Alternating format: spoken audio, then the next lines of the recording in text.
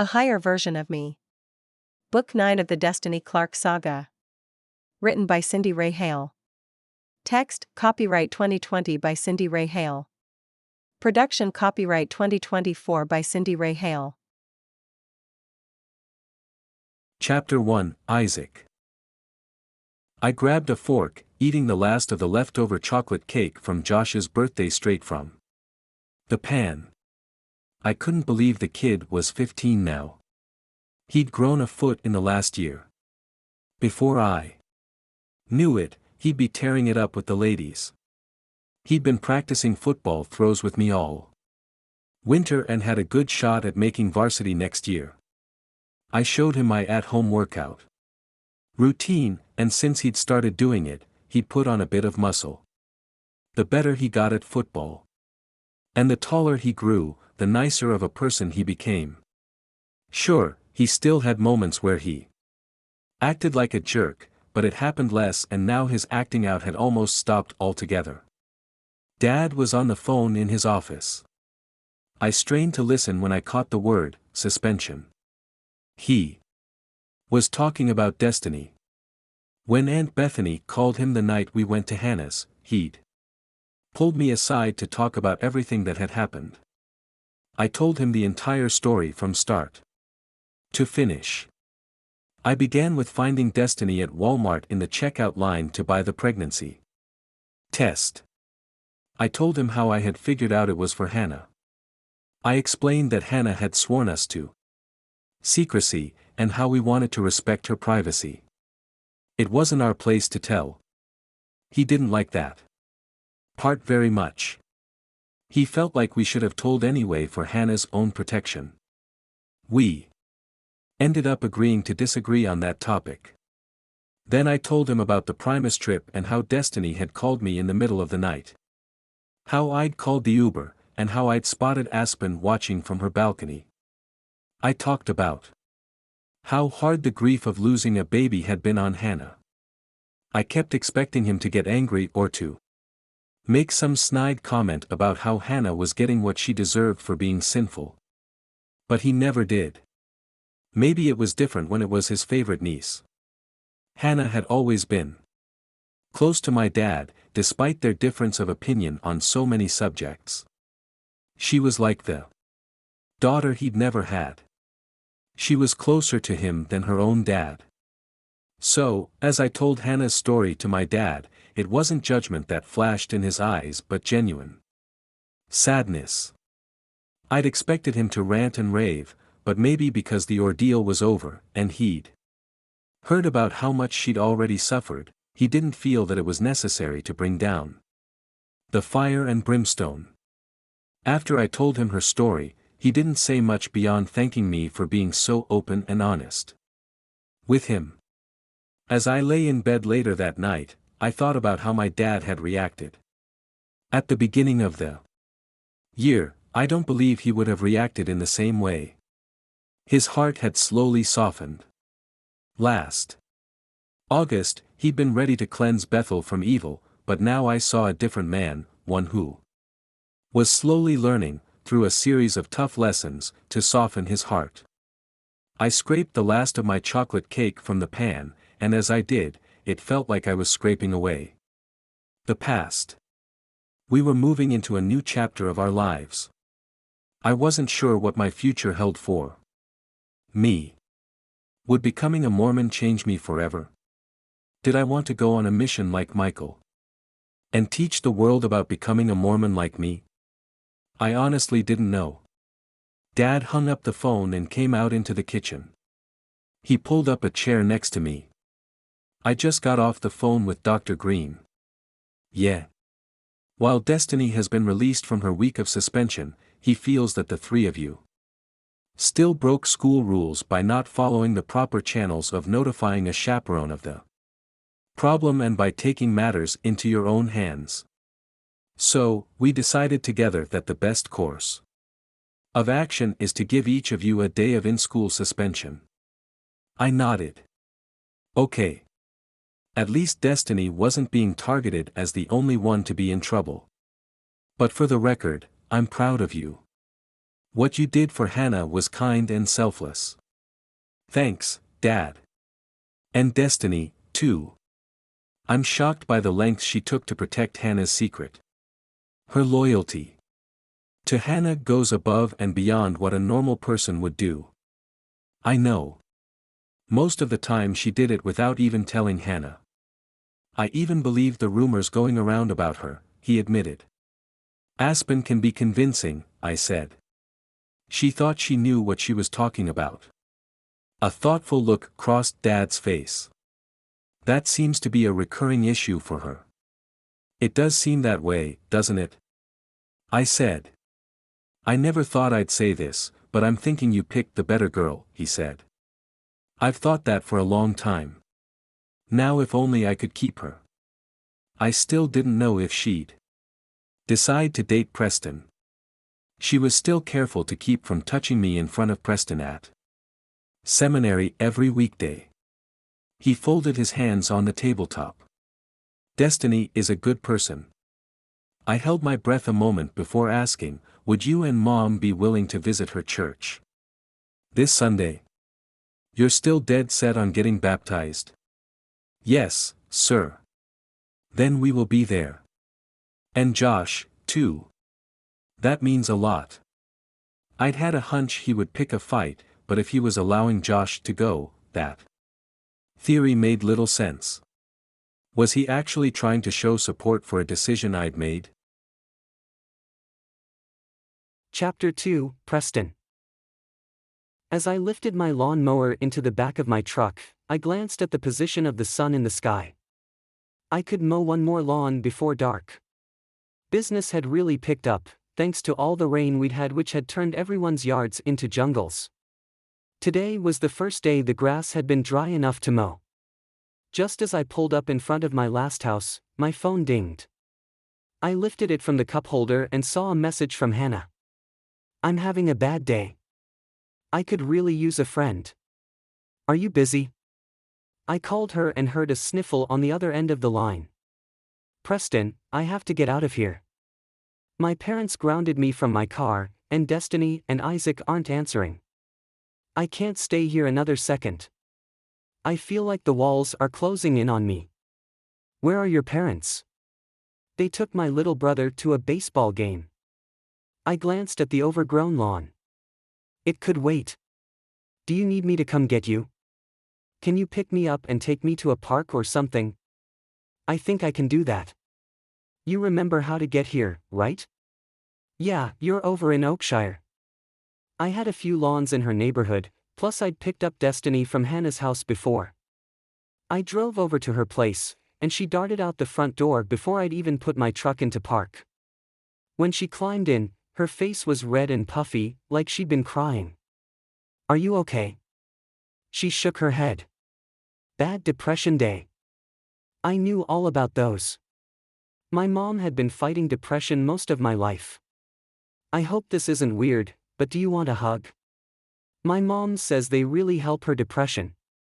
She nodded, her lips pressed together like she was too choked up to speak. I reached over and squeezed her shoulders. I felt her muscles loosen beneath my arms as she calmed down. She pulled away. Thanks, Preston. That really did help. You're not doing as bad as you think. When my mom's depression hits hard, she doesn't want to leave the house.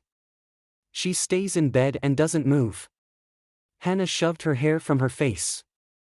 I'm tired of being depressed. I want my life to move forward. We drove to a nearby park and climbed out of the truck. A babbling creek ran through the park and a paved trail ran alongside it. Over here, I said, pointing to the edge of the water. I took a seat, dangling my legs over the edge of the embankment.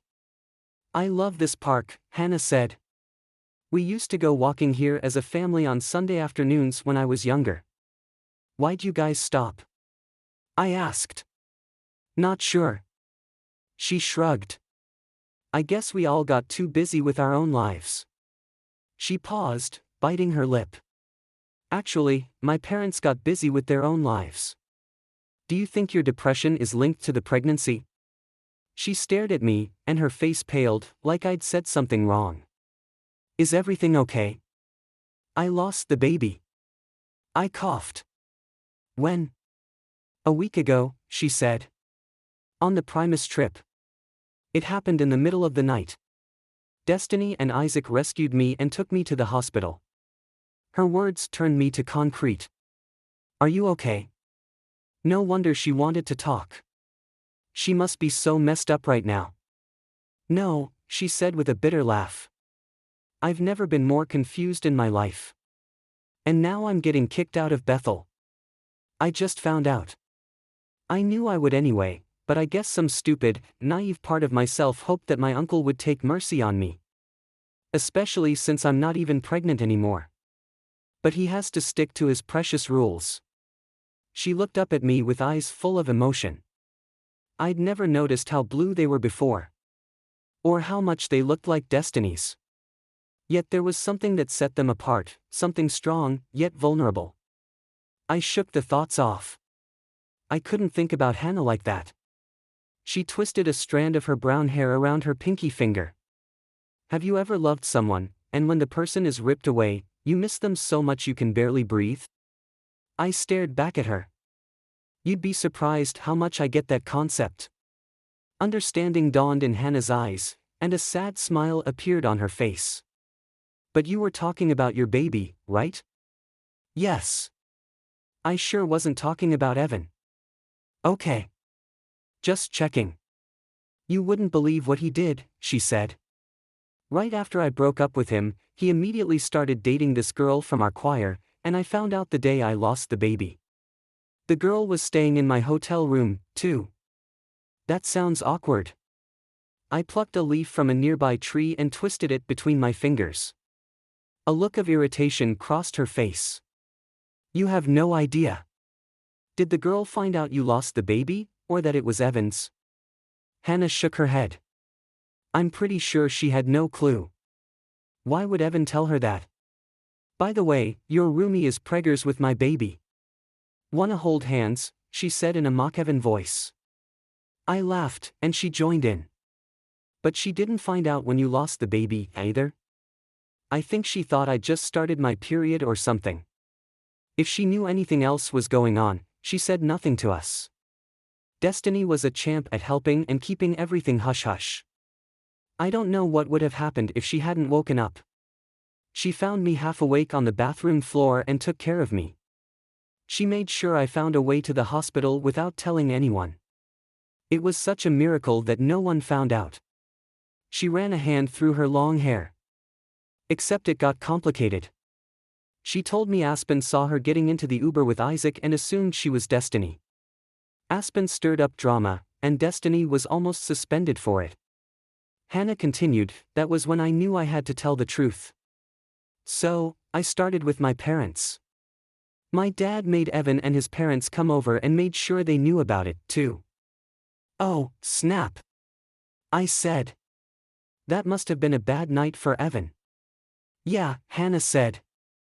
He didn't even know the baby had died. Not that he cared much to begin with. He wanted me to get an abortion when he found out I was pregnant. He was probably glad. I thought you said Evan wanted you guys to start a life together with your new baby. That doesn't sound like a guy who didn't care.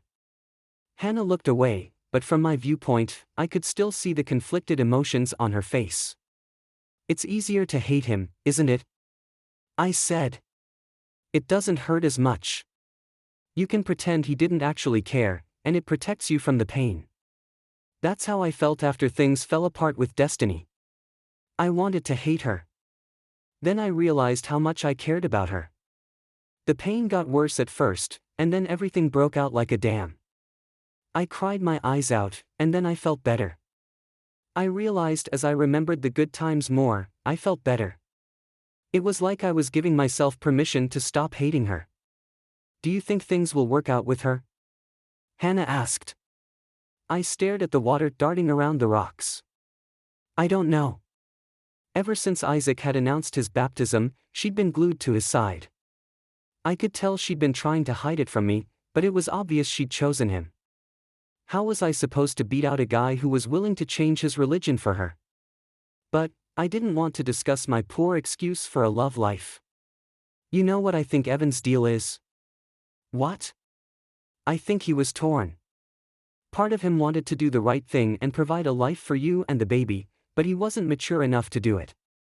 So, even though he tried to stay faithful to you, it was too hard for him because every time he saw you, he thought about how hard his future would be. And he wasn't ready for all that. Deep down, Evan wanted to date around and be a dumb teenager. I can't blame him, really, Hannah admitted, more to herself than to me. I wasn't ready for all that responsibility either. I wanted to be a dumb kid, not raise a kid. So when the baby died, I felt relieved. I felt horrible about it, but I couldn't help it. But I still miss my baby. It's tearing my heart into pieces, she said, her voice breaking up. I put an arm around her shoulder, and she leaned into me, sobs shaking her body. How can I miss someone so much when I never even got to meet her? It was a girl? I asked. Yeah. She was your daughter. It's normal for you to love her, but it's also normal for you to feel like you aren't ready to be a mom, yet. You're only 16. Don't feel guilty. Enjoy your life. Take the time you need to be sad, but don't stop moving forward. Hannah cocked an eyebrow at me. How do you know all this? I've been going to a support group, I admitted, surprising myself. I hadn't told anyone outside my family that I'd been going. For your mom's cancer. I nodded. We talk a lot about how to deal with grief and loss. Even though my mom hasn't died, we're still grieving. We lost our healthy mom. It doesn't mean she won't be healthy again one day and go on to live a long life, but the chances have gotten lower and lower. Preston, I'm so sorry. I didn't realize it was getting worse. She's fighting hard. She wants to stay alive for us. Not for herself. I'm sure if she didn't have us or my dad, she would just want to die. She's had a rough life. She's dealt with depression and anxiety for years. A kid died when she was babysitting as a teenager, and she's never gotten over it. It doesn't matter how much therapy she goes to or how much medication she takes, it still haunts her. And she hates how much of a burden she is on our family.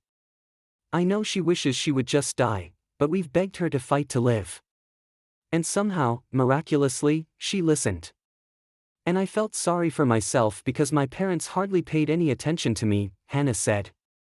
We all have our own stuff we're dealing with. She ran her fingers through her hair again. I guess you're right. I think what matters is the way we react. I know I haven't always reacted in the best ways. But we can always get better. Learn more. Having someone to talk to is important. I looked over at her. I'm glad you texted me today. Me, too, she said. I hope you know you can always reach out when you're struggling, I said. It goes both ways. I know you're going through a lot of your own stuff. Even though you have your support group, you can still call me anytime you want. I'd love to sit by the creek again with you sometime. And who knows, maybe next time we'll get our feet wet a little. Chapter 3, Isaac. True to Dad's word, the entire family skipped going to Bethel the next Sunday and went to Destiny's church instead. When we filed into the chapel, I thought Mr. Clark's eyes were going to fall right out of their sockets. Destiny must have forgotten to tell him we were coming. Maybe she didn't believe it would happen. Instead of giving my family the cold shoulder like he did the first time I'd shown up to church with Destiny, he walked down from his seat on the stand and greeted us with warmth. Stephen. What a pleasure to see your family here. I'm guessing Isaac gets the credit for this one. Great to see you, Ben, Dad said, grasping his hand and giving it a firm shake. I guess you could say Isaac has something to do with our being here, but really, we're here to see what you're all about. I know it means a lot to my son. You're more than welcome to sit with my family. There's plenty of room left on the bench. We're about to start the meeting, so I need to get back to the front, but I want you to know how welcome you are. That's so kind of you, Ben, Mom said. Dad led the way to where Destiny's family sat, filling half the long pew. I filed in first, and Destiny traded places with Elijah, so she could sit next to me. Josh leaned forward and waved to Olivia, who waved back hesitantly, surprise covering her face. Megan and Brinley turned around in their seats in the pew in front of us and introduced themselves. Megan explained that she'd heard a lot about our family, and that she'd met Josh at the paintball game. Dad leaned over. "I didn't realize you had so many friends here." I shrugged. "I've been hanging around for a while now." Before Dad could respond, Mr. Nelson turned around to shake hands with each member of our family and took time to listen as I introduced them by name. The organ playing stopped, and Mr. Clark stood at the pulpit to open the meeting. My family sat respectfully throughout the entire meeting, and my heart filled with joy to see how hard they were trying to show kindness.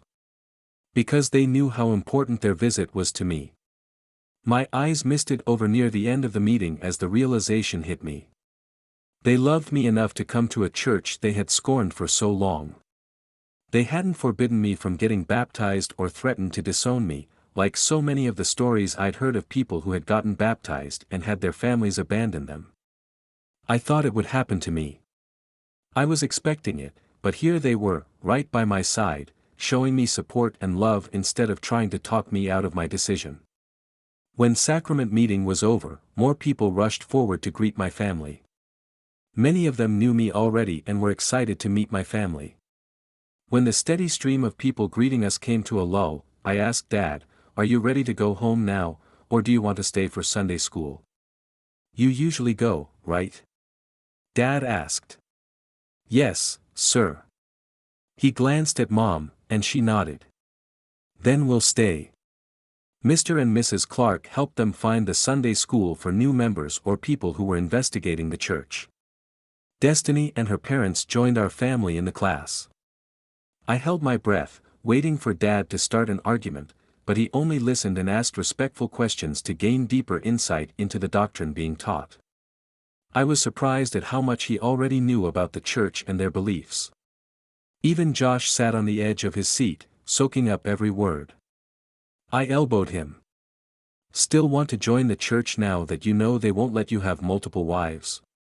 Josh gave me a crooked grin. "It does take away some of the appeal." Mr. Clark leaned forward from the row behind us, poking his head between Josh and me. "Believe me, Josh. One wife is enough for a man to handle." Mrs. Clark smacked his chest with the back of her hand. "I heard that, Ben." Dad chuckled, glancing over his shoulder at them. Destiny leaned over and murmured in my ear, "It's so weird to see them all together like this." "I know," I agreed. "I never thought it would happen," she admitted. "Neither did I answered truthfully. It was almost shocking to see them together like this, laughing and joking. On the drive home, I asked, "So, what did you guys think?" "Nice people," Mom said. "I was surprised by how many people came up to welcome us," Josh said. "Same here," Dad said. "But it figures that Isaac would be so well liked. You have a gift for it, son. You attract people everywhere you go. Use it for good, and it will get you far in life. Why don't you invite Destiny and her family to come over to eat dinner with us tonight?" "Are you okay with that?" Dad asked, verifying with Mom. "I think that's a great idea," she said. "I have that big pot roast and a few packs of frozen rolls I could make." I called Destiny, letting her know about the invite. She said she'd have to get back to me after talking it over with her parents. By the time we pulled into our garage, our plans were solidified. And I was freaking out. I couldn't remember the last time Destiny had come to my house. Had it only been once? I raced around from room to room, picking up stray books and shoes. "I've never seen Isaac do so many chores on his own," Mom said to Dad as she put the roast in the oven. "You need to invite the Clarks over more often," Josh said. "Destiny's little sister isn't taken, is she?" "Someone already beat you to it, bro," I said. His face scrunched up in annoyance. "Figures. The hot ones always get snatched up first. Not always, I said. You have to look for the quiet ones. But even you had to fight to get Destiny from Preston, he said. Not really, I said. Destiny wasn't dating him before I got together with her. That was just something Hannah made up. So, you were her first boyfriend? Yep. First kiss, too. Ha, he said. Who knew? It's actually harder to get the ones who haven't had a boyfriend, yet. They're a lot more skittish, I said. A thoughtful look came over Josh's face. Now you mention that, I can see what you mean. Destiny was skittish when I teased her on the bus about being one of my multiple wives. That really hurt her. His eyebrows rose in surprise. It did? Yeah. It wasn't cool. I thought she knew we were joking. It wasn't funny to her. Have you ever stopped to think about how it feels for her family to be the only Mormons at Bethel? Not really, he admitted. It's scary for them. They don't feel like they belong. Then we haven't done a good job helping them feel more welcome, Dad said. You wrote a doctrinal statement, asking them to leave the school, I said. I think that's a strong indicator you don't want them there. Dad looked like I'd slapped him across the face, and he turned away from me, murmuring something I couldn't quite make out. An hour later, the doorbell rang. Can you grab that, Isaac? Mom asked, setting out the disposable silverware. She'd set up the kitchen counter to serve everyone buffet style. She had tables and chairs set up on our back deck since the weather was perfect for eating outside. I opened the front door, and our home flooded with Clarks. Their chatter filled the space as they admired the grand piano in our front room. This piano is gorgeous, Olivia gushed. Did you see it, Mom? How could I miss it, she said.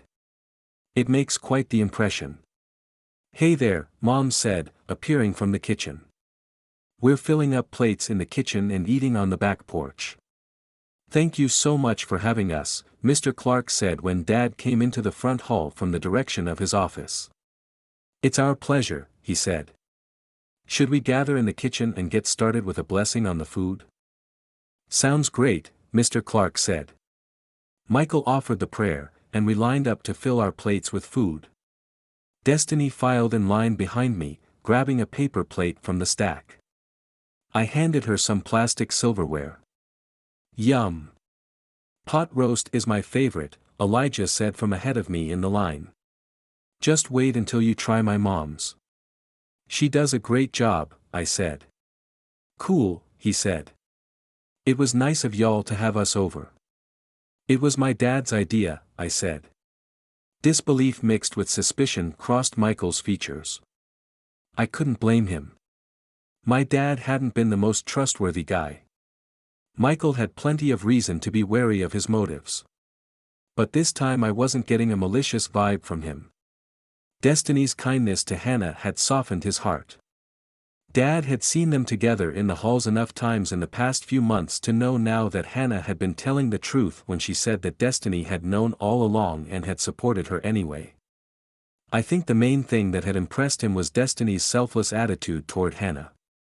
But Michael didn't know about any of that. I doubted that he even knew Hannah had been pregnant. Michael had been too wrapped up in Megan to notice what was going on with Hannah, and of course, Hannah wasn't telling just anyone. We settled on the back porch with Clarks interspersed with Robinsons. I sat between Michael and Destiny and Josh sat near Olivia and Elijah. We talked easily about sports and Les Mis rehearsals. For the first time in a long time, I felt Michael loosen up around me. His walls dropped, and the usual tightness in his shoulders melted away. By the time we dug into the apple cobbler and vanilla ice cream, he was laughing and joking around with Destiny and me. Michael was easily one of the friendliest and best-liked guys at Bethel, but we'd had such a rift between us for so many years that it felt like a miracle to see him direct some of his easy conversation and laid-back demeanor toward me again. After the Clarks left, an emptiness settled over our house. I sat down to the piano and opened a tattered hymnal my mom had been playing from since she was a young girl. I played through her favorite songs, ones I remembered singing by her side, sitting on our pew near the front of the chapel. The music touched my heart and filled me with warmth. Mom slid next to me and picked up the left hand. I scooted up to the higher keys, and we played the song together. When the song ended, I turned to the next dog-eared page, probably turned down by a teenage version of my mom. We played 3 or more songs, joining our voices, but we ended up laughing and switching places because I was trying to sing the low notes while playing the high notes. By the 4th song, Dad and Josh had joined us, each of us taking a part. Josh tried taking the alto notes, but they had gotten too high for him, and we ended by cracking up halfway through the song. "I can't do it anymore," he said, doubling over in laughter. "That's what you get for growing up too fast," Mom said, musing his hair. He didn't complain about her messing up his perfect do, but I caught him trying to fix it when he thought she wasn't looking. I couldn't remember the last time we'd all stood around the piano and sung together. Later that night, I climbed out my window and spread a blanket on the roof outside my room. I leaned against the wall and looked up at the bright night sky. The stargazing wasn't as spectacular from my neighborhood as it was from my land, but it was still good enough for tonight. I stared up at the sky and knew God was watching me. We'd had so much peace and love in our family today.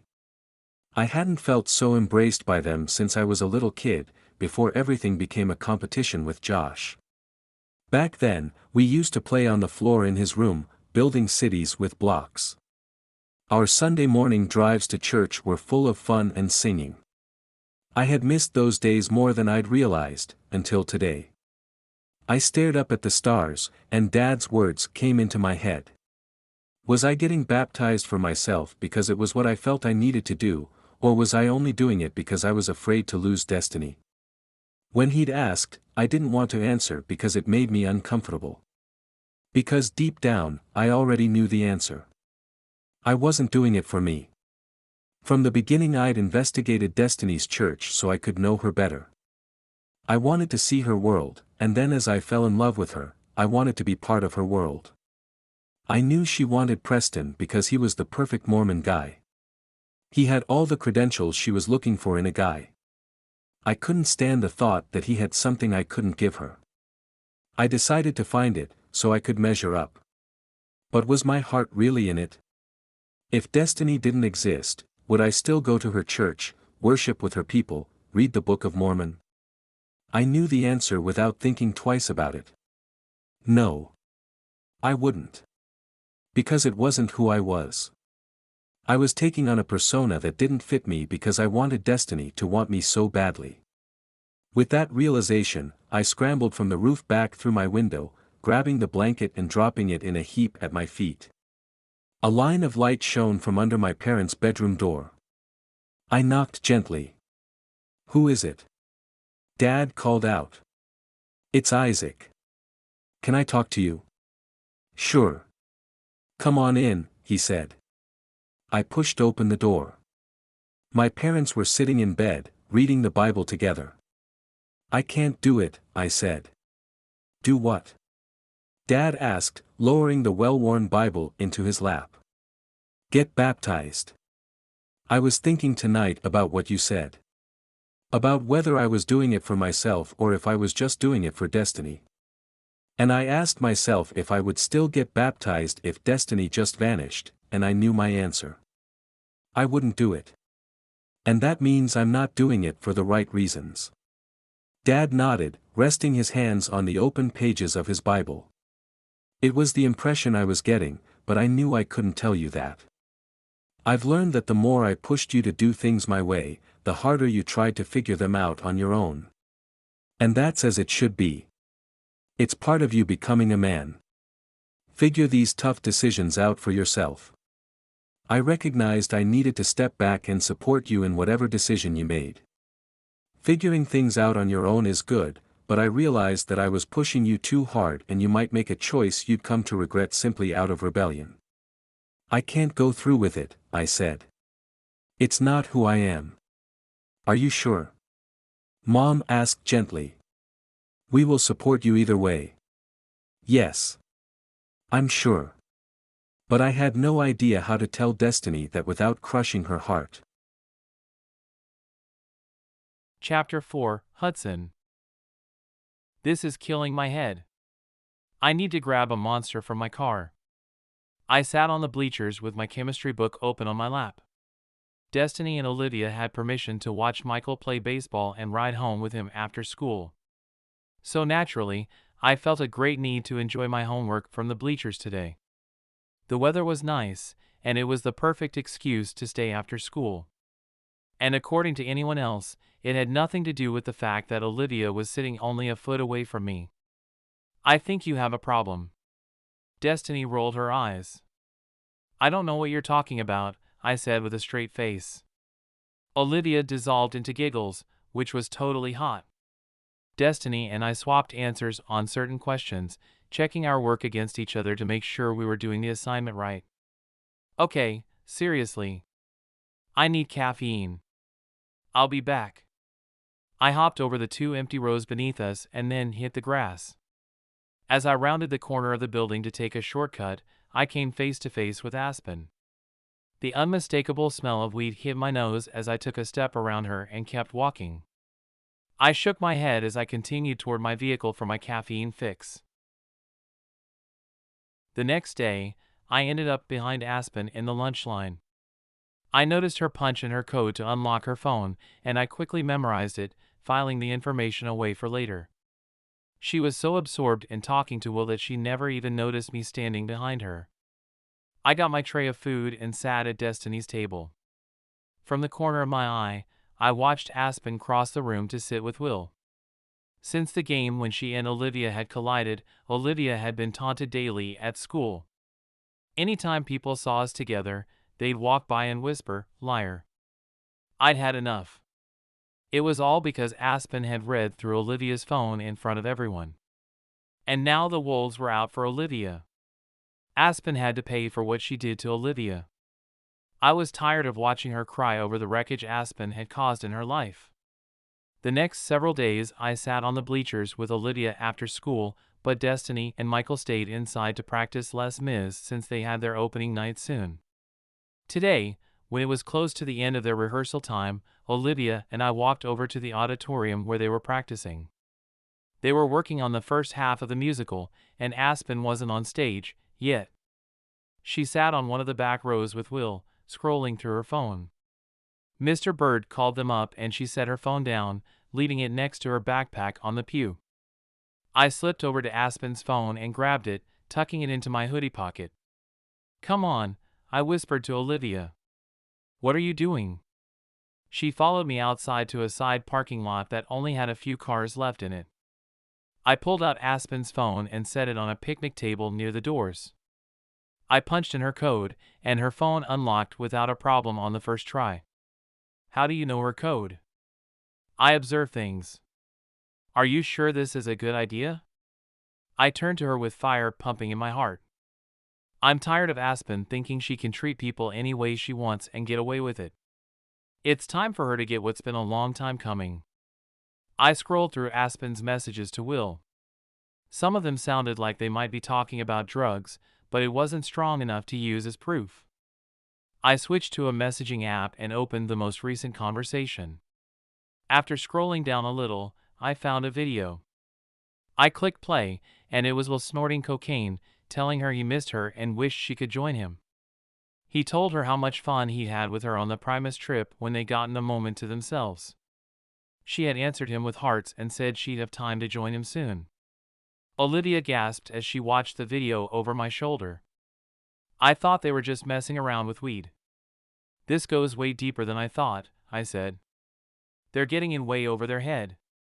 That stuff can mess them up for the rest of their lives." "Someone should tell on them for their own good," Olivia said. "No one would believe me."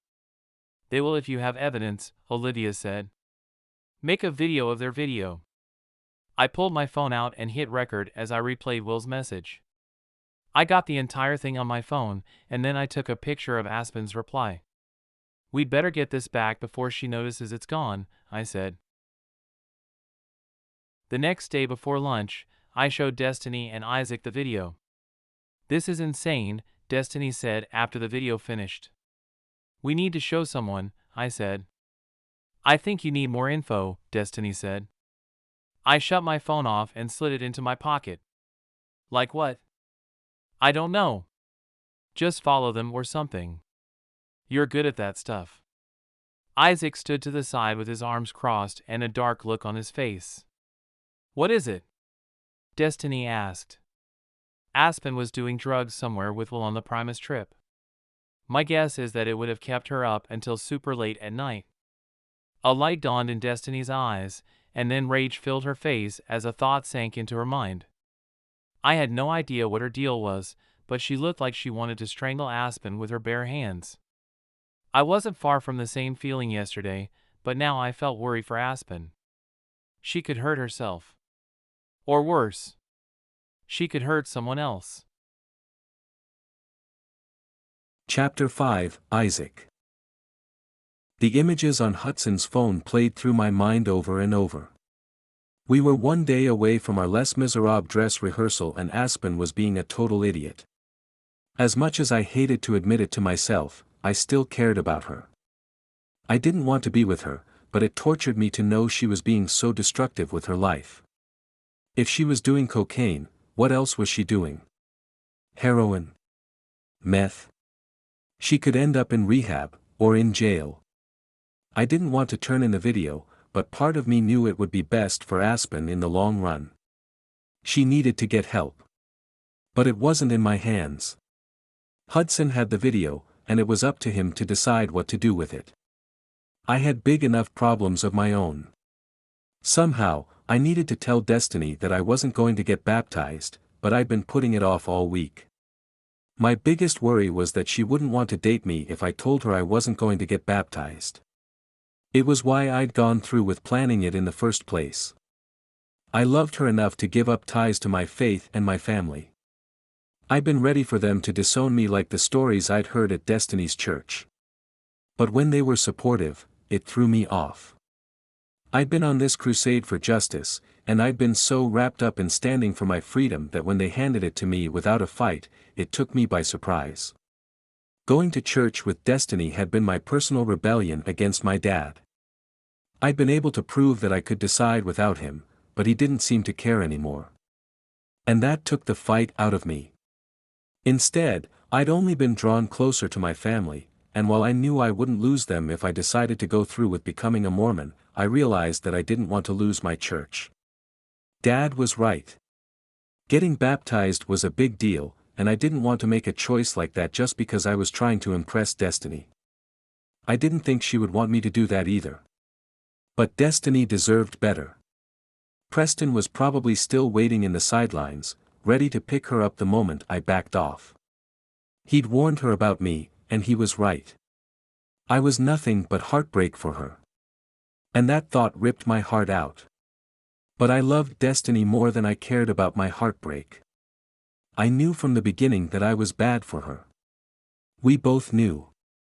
We'd been so willing to fight, but what was the point of all of it? I was so stupid to think I could get a long-term relationship to work with her. And the deeper I'd gotten into the relationship, the more I'd fallen for her. Being without Destiny would be like my personal version of hell, but I couldn't go one more day pretending that everything would work out between us. Dress rehearsal started at 7, and I showed up 15 minutes early. I sat backstage, listening to the chatter of the other choir members messing around and talking smack. Usually, I was the first to join in on their antics, but my heart wasn't in it this time. I sat without talking in front of a mirror and smeared on my stage makeup. I'd been in plenty of productions where I'd had to wear stage makeup, but I never got used to the feeling of the heavy cream sitting on my face all night. I looked like a total freak in the mirror, but under the stage lights it would keep my face from getting washed out. I grabbed my Marius costume from the rack and changed into it. A volunteer mom added a little spray to my hair and showed me how to do it myself for the rest of the week. I stepped into the hall behind the stage area. Destiny was the perfect image of Eponine living on the streets. Her hair was frizzed in a few places, and she wore a brown hat and ratty clothes. Brown makeup streaked her face like dirt smeared down her cheeks.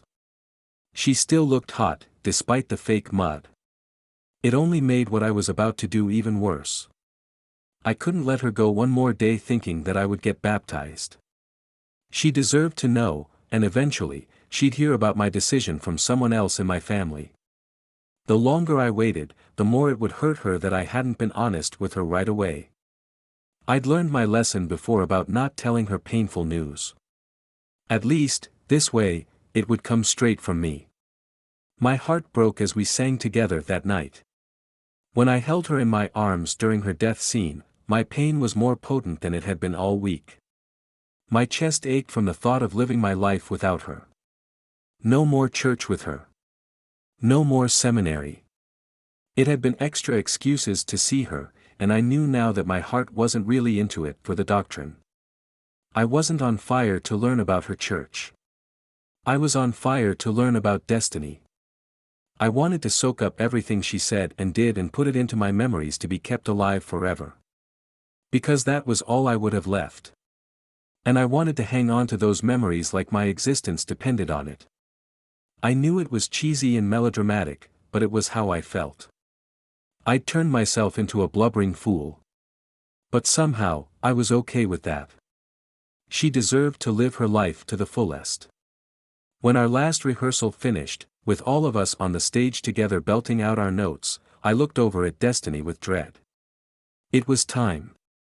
She caught my eye and cocked her head to the side, a questioning look on her face. She looked cute in her costume, especially standing like that, but I couldn't focus on that. I had to be strong enough to do what had to be done. What was best for both of our futures. She caught up to me after we'd changed out of our costumes. "What are you doing after this?" she asked. "I don't really have any plans," I said. "Is everything okay?" she asked. "You seem distant tonight." "Well, you've been distant all week. We need to talk. Do you want to go sit in my truck for a few minutes?" "Sure, do you want me to just let Michael know you'll be taking me home?" "That's fine," I said. She followed me out to my truck. From the corner of my eye, I caught sight of her worried expression. When we were both inside the truck, she turned to look at me. "So?" I took a deep breath. "I have news for you." "Yeah. I'm not getting baptized." Destiny blinked rapidly. "You mean you're changing the date from June? Like pushing it back?" "No. I mean not at all." "Why?" "It's not who I am. I'm still a Baptist at heart." "What's that supposed to mean?" I heard the shock and pain that underlaid her voice, and it hurt so much to hear it. I squeezed my eyes shut, willing myself to continue. "I realized that I only wanted to get baptized because I wanted to be with you. I thought it was the only way we could be together."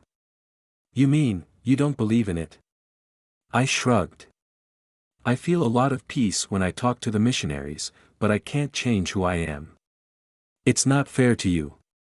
I think I might grow to resent you for it one day, or I wouldn't stick with it, and that would only end up hurting you." "But that doesn't mean you won't change your mind later," Destiny said.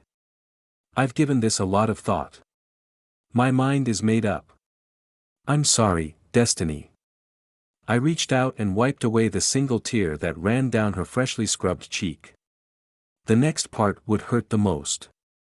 You deserve so much more, Destiny. I can't give you what you deserve." "What are you trying to say?" Her voice trembled. "You need to be with a guy who can share your faith. I thought I could be that guy for you, but I was wrong. I'm so sorry. You should go date Preston. He cares a lot about you, and he can give you the life your parents want for you. It would be easy with him." "I don't want Preston. I want you." I'd waited so long to hear her say those words, and now it just made this ordeal so much harder. "I'm sorry, Destiny. I think you're jumping into this decision too fast," she said through a steady flow of tears. I shook my head. "I told you my mind is made up." "You're making a terrible mistake," she sobbed. "I think we both knew this day would come." I didn't, she said, wiping at her tears with the back of her arm. I thought you would get baptized. You said you were going to. Everything was fine. Our parents were getting along. I don't understand what went wrong. I realized I was making a big life change for the wrong reasons. And that's not fair to either of us. It's not fair to your parents. They only want me around because they think I'll turn into this perfect Mormon guy for you. I can't be that. I want to go home now, she said, staring out her window.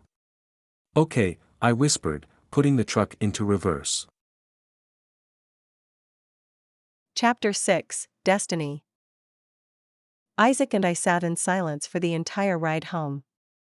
There was nothing left to say. I felt numb as I sat and stared into the trees as they flew by. I knew every house, every rock and shrub on this drive. I'd watched the same terrain pass for as long as I could remember. Today, the familiar landmarks didn't feel so friendly. They felt alien and foreboding. A growing sickness formed in my belly, like bile that had no food to digest. Acid that ate at me from the inside out. I should hurt more than this, but I only felt weird and detached, like nothing was real. I couldn't speak or form clear thoughts. Isaac pulled into my driveway and stopped the truck in front of the house. I opened my door before he could get out to open it for me. I said nothing as I stepped down. I grabbed my bag from the truck and slung it over my shoulder and shut the door without even looking at Isaac. I walked up to the house in a haze. Nothing mattered. I pushed open the front door and walked past my family sitting around the TV watching a movie. Michael was already sitting with them. "Hey Destiny," Olivia chirped. "Come watch this movie with us. It's so good." "I have homework," I muttered, walking past them all. I shut my bedroom door behind myself, grateful for the quiet. Sitting robotically at my desk, I unzipped my backpack, pulling out folders and books. Flipping open my history notes, I stared at them. The words looked like meaningless squiggles on the page. As I paged through my notes, I tried to soak in the information, but I read the same 5 pages of notes over and over without comprehension until Olivia came into the room. "You missed out on the best movie." She flung herself on her bed with a dreamy sigh. I kept reading the same pages of notes, trying to understand them. Olivia changed into her pajamas, and I continued reading until she spoke up again. "Are you going to be studying much longer? I kind of want to turn out the light. It's almost midnight." "Oh," I said. How had the time passed so quickly? "What's your deal?" Olivia said. "I'm just tired." I didn't speak to anyone about my falling out with Isaac, and the next day, he never showed up for lunch in the cafeteria. "Where's Isaac?" Hannah asked. I shrugged like it was no big deal. "I think he went off campus to grab food." Hannah frowned, and I knew what she was thinking. It wasn't like Isaac to go off campus for lunch without me. Later that night, at the school, I got ready for opening night in front of the mirror I'd brought. I stared into it at my mud-streaked face and felt every bit the unwanted street rat I was dressed to be. I never thought Isaac would be the one to end things, because he didn't want to be a Mormon. He'd been trying so hard. I hadn't seen it coming. I backcombed my curls, spritzing them with water to encourage my natural frizz to come alive. I reached for the gray makeup to emphasize the dark circles under my eyes, and then realized that I almost didn't need to because I'd developed my own dark circles. But since the stage lights would be sure to wash them out, I dipped my brush into the gray cream and swiped it under each eye. "You look amazing," Hannah said. She wore a simple white dress printed with tiny blue flowers. Her hair was down and curled except for a few strands twisted back from her face and clasped in the back. I look like I climbed out of a sewer. "You're supposed to look like that," Hannah pointed out. I'd waited for this night all year, and now it had finally come. I barely had the heart to show up on stage. Why hadn't Isaac waited until after the show to give me his news? His timing sucked. I wanted to think he sucked, but I couldn't. I couldn't even hate him, because he was only trying to protect me. I hated him a little for not wanting to get baptized, but I couldn't blame him.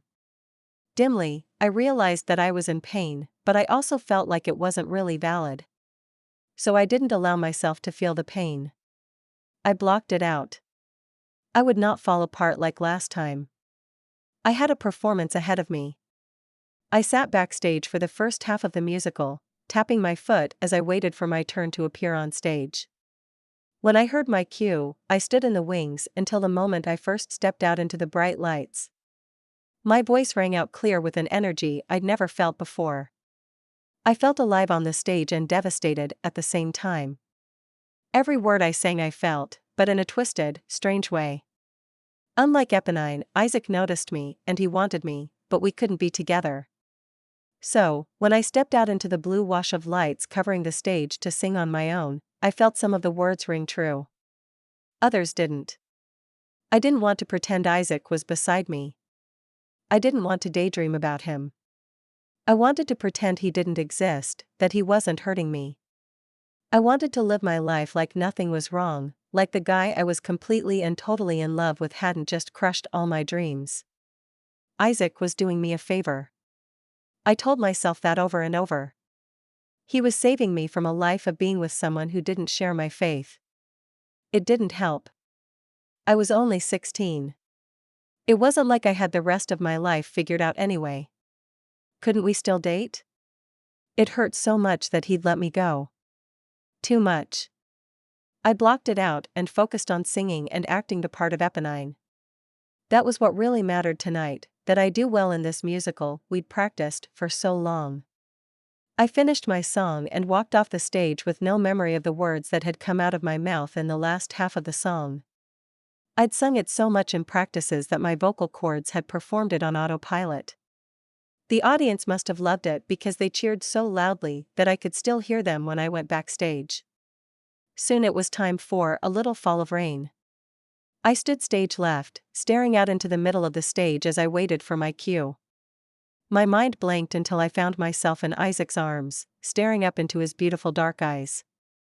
I could barely sing the notes, which only made it sound more realistic. I gathered enough courage to push reality from my head long enough to finish acting the role. When I fell limp in Isaac's arms, a strangled cry of Eponine wrenched from deep within his chest.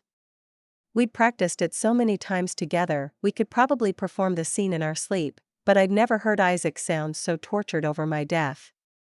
It was like he was signaling the end of an era, and it was obvious he wasn't acting this time. His simple act of crying out the name broke what little resistance was left inside me. I flew off the stage when the lights darkened, holding back the storm of grief raging inside me. I couldn't let it out, not yet. I still had to sing the final song. I couldn't cry off all my makeup or escape to the bathroom. I couldn't even put on headphones to block out the world because I had to listen to my last cue to come on stage. The minutes ticking by felt like hours.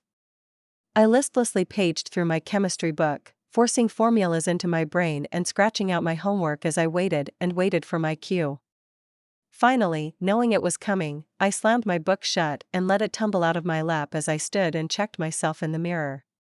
It took only a quick check to make sure my costume was in place and my makeup wasn't smudged, and then I stepped out onto the stage for our final number, where I showed up with most of the cast as ghosts. The song ended, and Isaac and Aspen stood center stage as the crowd went wild. Relief washed over me when I finally escaped the lights and the standing ovation. We went straight from our curtain call out into the foyer. My entire family cheered for us as we came out. "Oh hey, guys," I greeted them. I'd totally forgotten they'd planned on coming. Aspen was hugging her dad. I'd never seen him before. Next to him stood a knockout blonde with a perfect hourglass figure who looked like she wasn't a day over 25. She hugged Aspen, too, but it wasn't hard to miss the way Aspen stiffened at her touch. The Robinsons surrounded Isaac as a friend took a picture of them together. Hannah stood with him and snapped a photo. Destiny, she waved me over. "Come take a selfie with us." I hung back, but she waved more furiously. "Hurry up." "Destiny?" Mom said. Aren't you going to go take a picture with them? I walked over to Hannah and Isaac with slumped shoulders. I posed next to them, trying to stay as far away from Isaac as possible, but Hannah insisted that we scoot closer together. Isaac's body stiffened next to mine. I forced a smile for the camera. What was that? Hannah asked, in disgust. Come on, Destiny, you don't have to be in character anymore. We did it. Let's see a real smile. I mustered up the most realistic fake smile I could manage, and Hannah seemed satisfied enough to leave me alone. Could I get one with Eponine and Marius? A woman asked, handing her phone to the man with her. She stood between us as he snapped the picture. Y'all were so fantastic. It moved me to tears. I can't tell you how much I enjoyed the show. Isaac thanked her politely, and I mustered up my smile again. I had a feeling that fake smile would be getting a lot more practice over the next several days. Finally, the crowd cleared enough for me to make an escape with Michael, who'd had his fair share of people wanting pictures with him.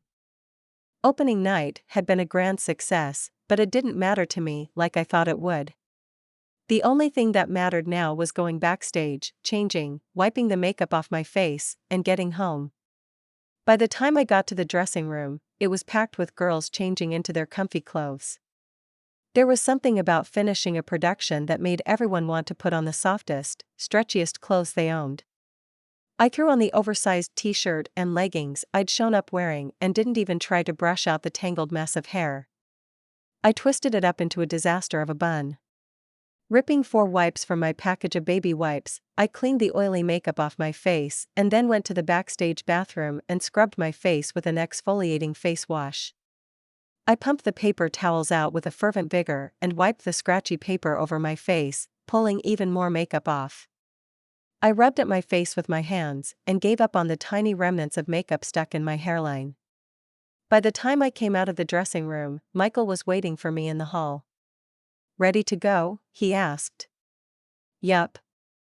I was grateful when we climbed into his car to head home. What's the deal? Michael asked. And don't tell me you're just tired, because we're all tired. What are you talking about? I asked. You're acting weird. What's going on? You're not going to leave me alone about this, are you? I asked. I'm not trying to be a pushy jerk. I'm worried about you. I crossed my arms over my chest. I don't want to talk about it. Did something happen with Isaac? He's acting weird, too. He doesn't want to get baptized, so we're not seeing each other anymore. Good for you, he said, pride bursting from his tone. You're not helping anything. I'm sorry? Michael said with a question in his tone. Isaac broke it off, not the other way around. He said I deserved better. Like a good Mormon boy. He told me to go date Preston. He's right. You do deserve better. I knew you'd say that. What else am I supposed to say? How about, I'm sorry you're hurting. I'm sorry you're hurting. Yeah, right. No. I really am. I saw this coming from a long way away. Oh, so you're going to act all smug and say, I told you so? Michael fell silent. His shoulders rose and fell with a defeated sigh. There's no point in that, is there? No. There's not. What can I do to help? He asked. Don't be a jerk, I said flatly. Michael flinched. Got it. And show some empathy. I could really use a friend right now. Have you told Mom and Dad yet? No. You're the first person I've told. You should tell them. They'll probably be a lot nicer than me. I think they were getting to where they liked Isaac.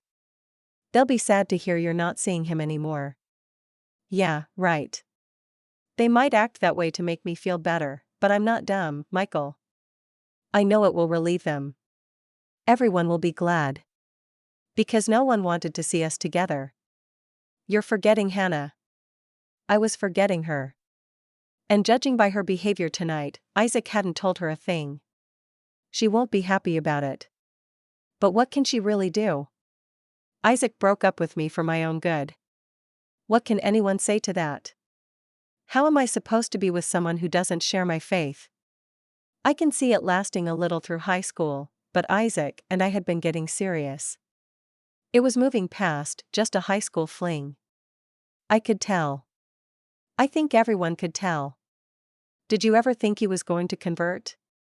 I asked. Some days I did, he said truthfully. But most days? He shook his head. I could tell his heart wasn't in it. I've seen people convert. The ones who mean it are on fire. You can see it in their eyes. Isaac never had that. He was just going through the motions. I've seen more passion out of him when he speaks in chapel. Isaac is a true Christian. He's a Baptist through and through. And he's a great Baptist. He lives by what he believes.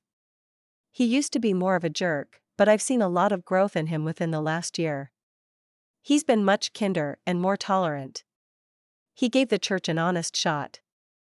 I know he tried hard for you. But it never hit his eyes. Not quite. Michael was right. I'd seen that flame in Isaac's eyes when he'd spoken in chapel. It was there any time he talked about his faith. I didn't want to watch that flame die out because he was going through the motions. It would break my heart to see him like that. Isaac's passion for his faith was one thing that first attracted me to him. He was most beautiful when that light was in his eyes. When we got inside our house, Mom and Dad were sitting at the table and talking over plates of strawberry shortcake. Congrats, you too. Mom cheered. Have some dessert. I made it in honor of your opening night. And you started eating it without us? Michael asked. I feel so loved. Mom grinned at him. Go get food, smart Alec. I sat at the table, ignoring the prospect of dessert. Isaac broke it off with me, I said. What? Honey, I'm so sorry, Mom said. What happened? Dad asked. He decided it wasn't right for him to get baptized. He wants to stay true to what he believes.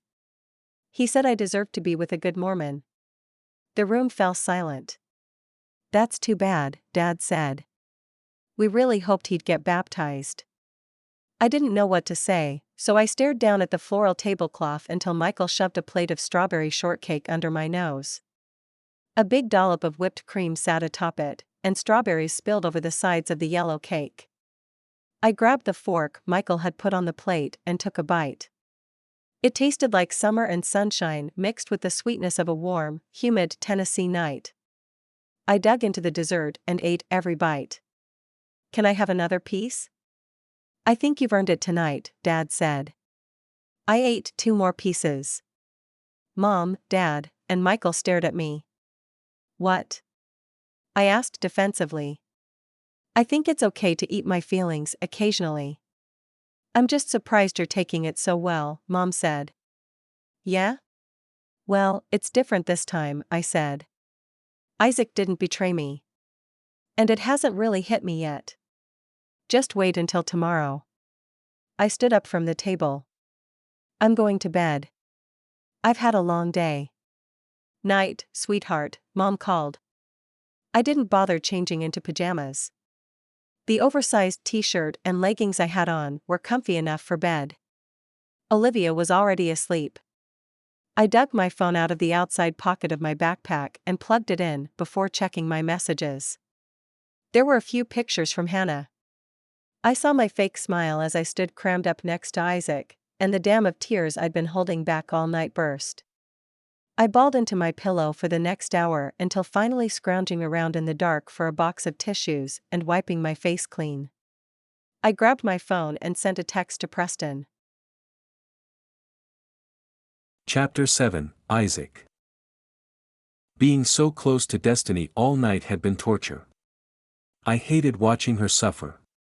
I could tell she was trying to hide it, but I knew Destiny well enough by now to know she was in pain.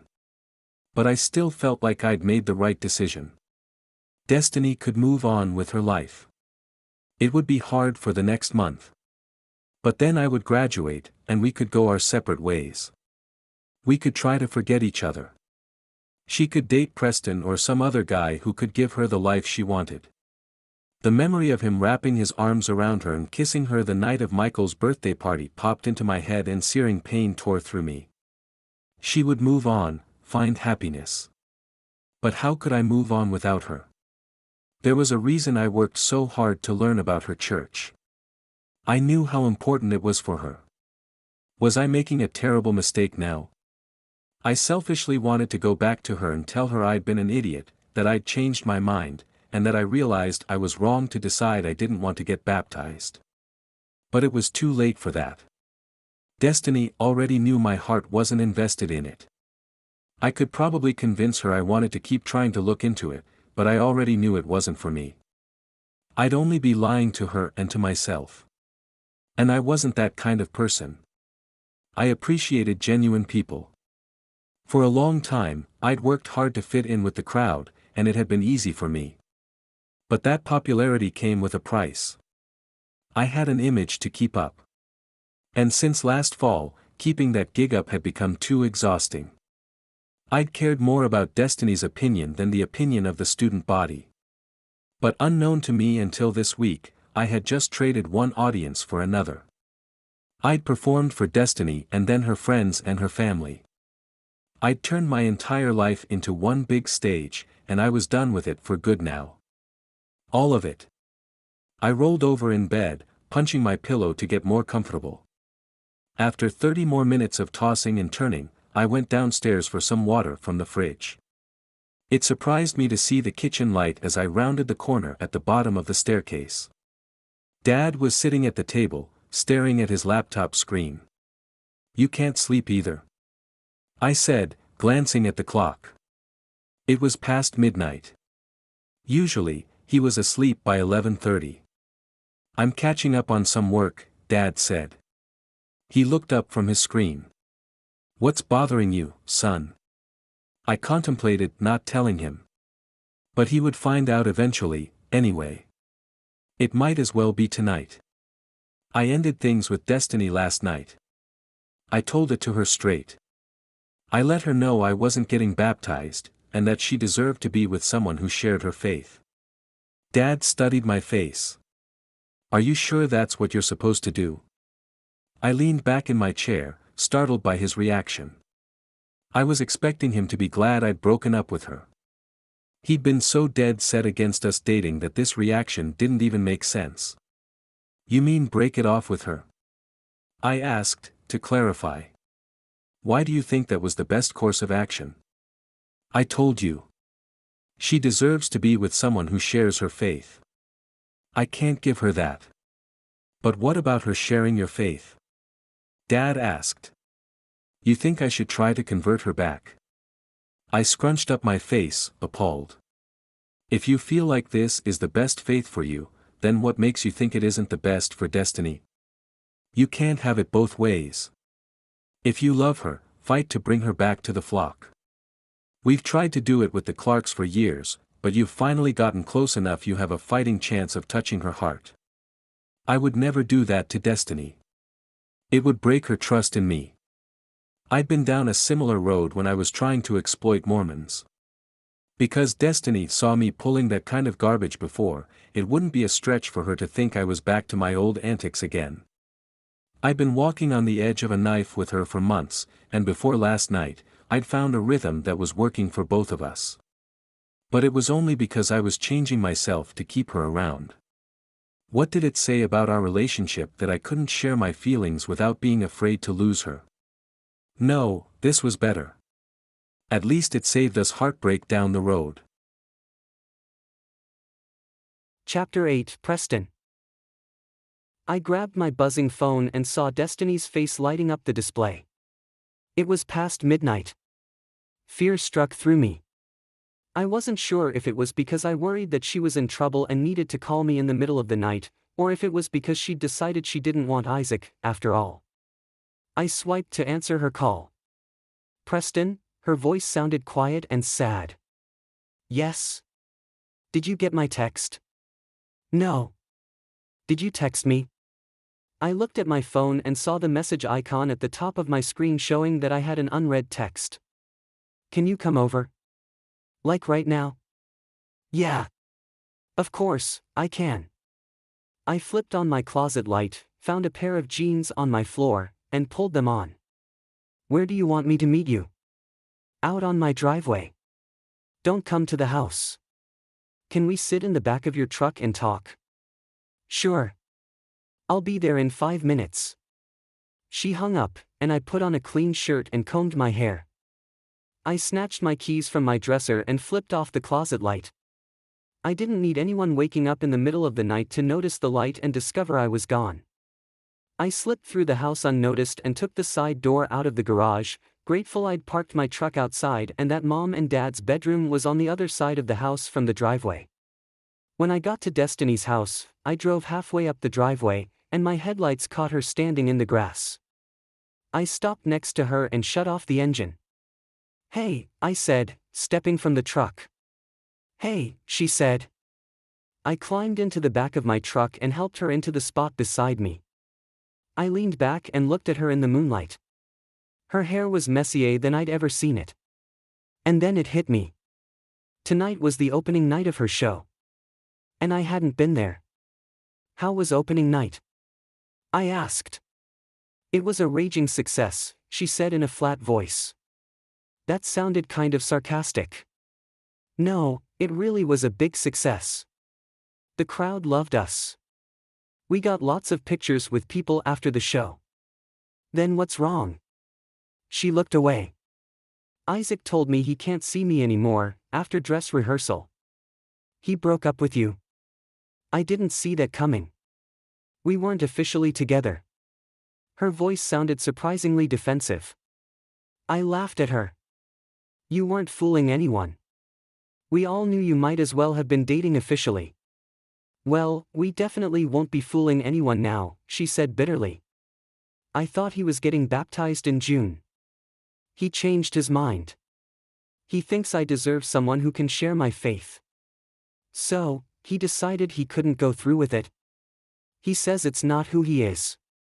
I wasn't sure how to respond without hurting her feelings, but I could see where Isaac was coming from. I thought he was just going to all those church meetings to impress Destiny and her family. What made him change his mind? I asked. His parents. They showed up to church and were all supportive. You'd think that would only encourage him to want to join even more, but it did the opposite. Because they were so nice to him about it, he felt more bonded to them, and that made him realize that he needed to be true to himself. Huh, I said. We were both quiet for a moment. So, what are you going to do now? I don't know. Destiny traced her fingers along the seam of her leggings. I guess finish out the show without crying my eyes out every night. Hey, I said, reaching out to touch her elbow. You can do this. She looked down to my hand on her elbow and then into my eyes. You know what the hardest part is? She asked. He did it to protect me. I can't even hate him. I pulled my hand from her elbow. It felt weird to touch her when she was talking about him. But I still longed to be close to her. You sure hated him last time. Yeah. It hurt more because it was a betrayal. But this time, I don't know what I'm supposed to feel. Everything is so numb inside. I cry, but it doesn't last. It's like I don't have a good enough reason to cry. But I'm still miserable. I want to say I made this huge mistake by dating him, but I can't feel that way. My heart and my mind won't let me. I'm so confused. It's kind of hurting my head now that you mention it, I said. I don't know what to do, she whispered. I wanted to take her in my arms and press her head to my chest to show her how loved she was, but I wasn't sure she'd let me. Why did you call me tonight? She wouldn't meet my eye. I watched her take her bottom lip between her teeth as she stared down at the truck bed. I needed to talk to you. Her eyes flew up to mine. I felt like you'd understand. And one other thing. She looked away again, and I sensed a blush coming over her cheeks. It was hard to tell for sure in the darkness. What other thing? This might be kind of weird, and it might be a bad idea, but I have to know something. Okay. I drew the word out. I think we should try kissing again. You called me in the middle of the night so we could kiss in the back of my truck. I couldn't believe it. She was actually serious about the idea. I have to know if it's still there for us. It wasn't like I didn't want to kiss Destiny. I did. But I didn't know if I wanted to go down that road again. What if the kiss was everything I'd imagined it to be, but Destiny decided I still wasn't the guy for her? I wasn't sure I could handle that kind of pain. Are you saying you don't want to try it? I gazed at her lips and her tangled hair, which looked kind of hot in the moonlight, and I knew I was too weak to say no.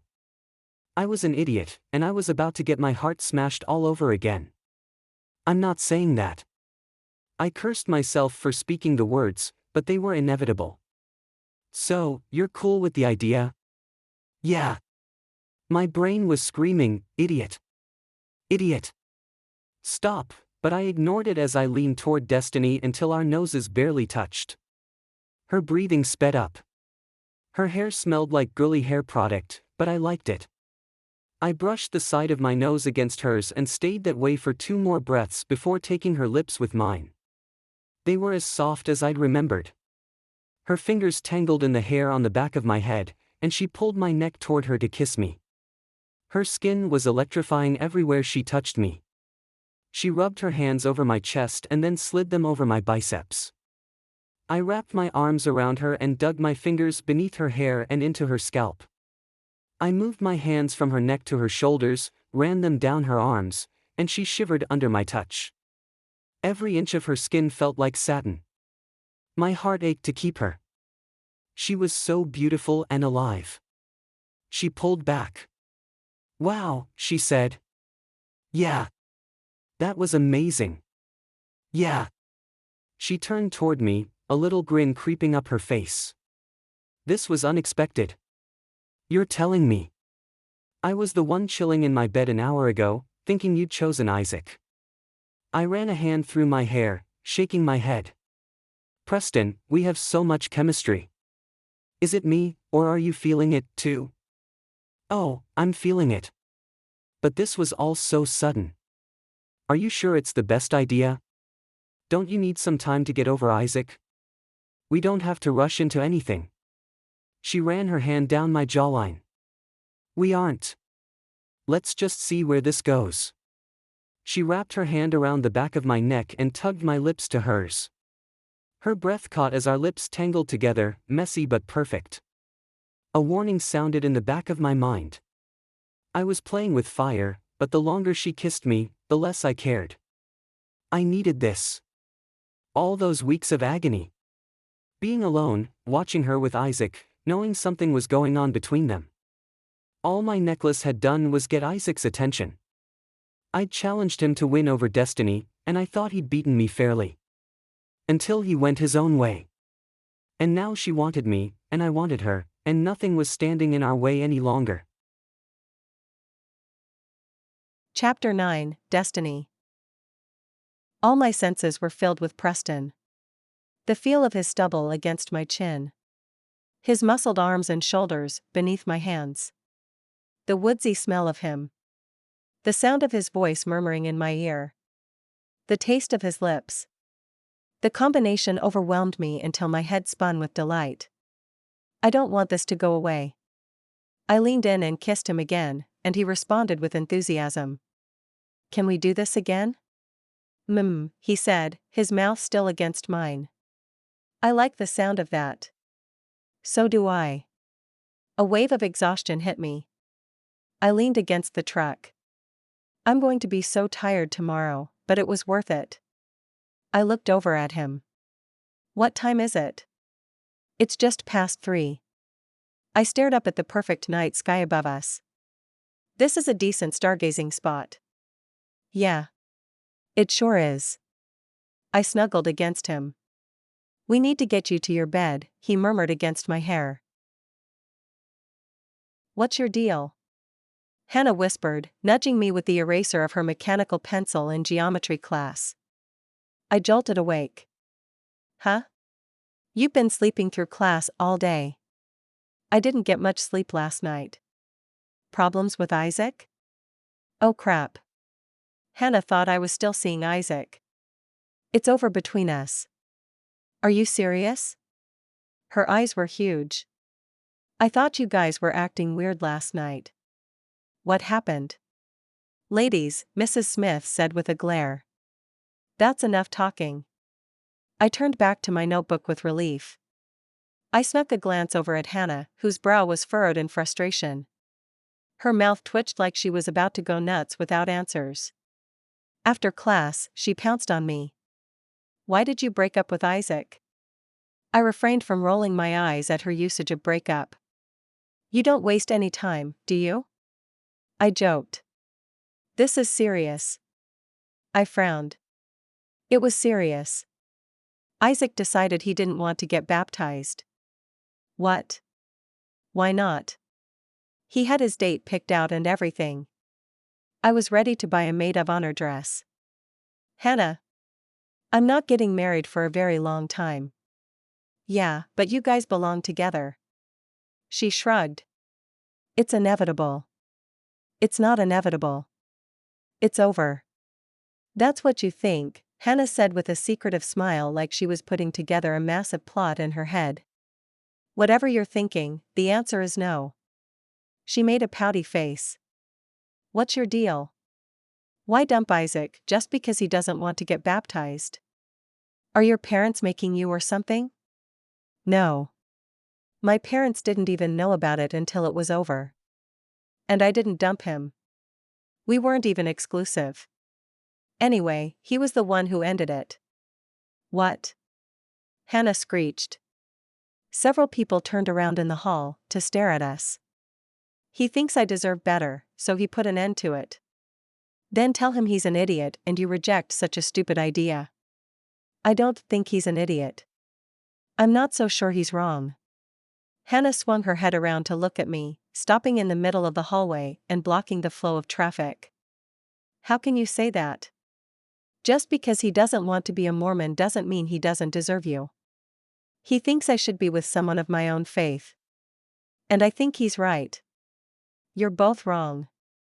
It's not like your faiths are so different that you can't make it still work out. People do it all the time.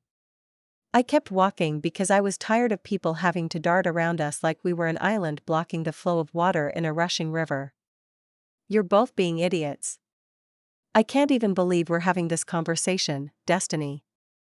I thought you were over your whole, he has to be a Mormon thing. You guys will work it out, you'll see. No. You don't get it. I do need to be with someone of my own faith.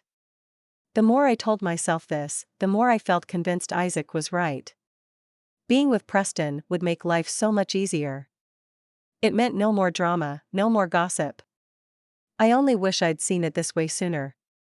It would have saved me heartbreak. Preston came to my show that night. He texted me while I was backstage to let me know he was there and was excited to see me perform. Butterflies flitted through my stomach as I envisioned him watching me on stage, hearing me sing. I hadn't sung in front of Preston that much, and I suddenly felt nervous about it. It was silly because I was singing in front of an entire crowd, but knowing he was watching put my nerves on edge. Our kiss kept popping back into my mind. His hands buried in my hair, the feel of his stubble against my face. I must have been wearing a dreamy look again because Hannah waved a hand in front of my face. What's your deal? She asked. I averted my gaze. I wasn't sure I should tell her about Preston yet, but eventually she would find out. I shrugged. Just a little nervous for the show. You didn't look nervous. You looked like you were a million miles away at some place very nice. I hid the smile threatening to reach across my face. I had been visiting a nice place. The show began, and before long, someone ushered Hannah onto the stage. I checked my reflection in the mirror and frizzed out a couple more spots before settling my cap onto my head. I spritzed on some hairspray and waited for my turn. When I sang with Isaac tonight, I felt detached, focusing on the dynamics and getting my pitch and words correct. Not even falling back into his arms, playing dead, roused me from that detachment, though his arms tightened briefly around me in deep feeling. When the show was over, I followed the cast out into the hall to greet the audience. Preston stood with Megan and Brinley, and their faces lit up when they saw me. Michael and Preston gave each other a man hug, and I squeezed Megan. "Thanks so much for coming," I told her. "I wouldn't have missed it for the world," she said. "You guys were so fantastic." I was blown away by all the talent. She saw Michael, and her face lit up. "Hey." He buried her in his arms, enveloping her in a gigantic hug. I turned to Preston and looked up into his green eyes. One side of his mouth pulled up in a crooked smile as he studied me. "You were amazing up there." "Thanks." The air between us buzzed with unspoken words. I stepped toward him and wrapped my arms around him. He hugged me, and I savored his presence. I felt calm and safe with him. We lingered like that until I felt eyes burning into my back. I stepped away, grinning up at him.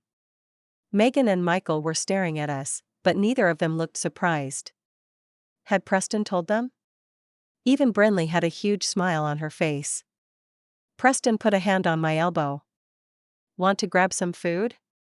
Is anything still open this late?" I asked. "Waffle House is always open." I glanced at Michael and Megan. "Are we inviting anyone else?" "Only if you want to." "I don't." Preston grinned. "Let's go then." He leaned over to Michael and spoke to him in a low voice. "Are we good?" I asked. "We are." "You'd better give your folks a call to make sure it's okay with them for you to go out on a school night." I checked with Mom, and she gave me the green light to stay out until 11. I climbed into Preston's truck. It had been so long since I'd been inside the cab. Months. I was still so used to riding around town with Isaac. I pushed the thought from my head. He was the last person I wanted to think about right now. Instead, I laced my fingers with Preston, and he pulled me closer to the spot next to him. Inside the nearest Waffle House, I slid into a booth next to him and took a menu from the server, but I didn't need to look at it to know what I wanted. "I'll have orange juice and the pecan waffles." Preston ordered bacon, eggs, sausage, hash browns, and a stack of pancakes. "I think you ordered enough to feed an army," I teased him. "Hey, dinner was a long time ago." I snuggled up next to him and wrapped my arm around his, snoozing until our food showed up. He nudged me awake. "Hey, you. Our food's here." I was a lot more tired than I realized. "For some reason, you didn't get much sleep last night," he said. A shiver ran down my spine as I relived the kiss we'd shared. "Yeah. I wonder what that was all about." I blushed, and he must have noticed, because a deep laugh rumbled in his throat. "Have you told your parents?" he asked. I shook my head. "Not yet." "Who have you told?" "My family and Michael." I could tell they knew, I said. "Does Hannah know?" he asked. "No," I fiddled with the salt shaker. "But I think she suspects." I thought it would be weird.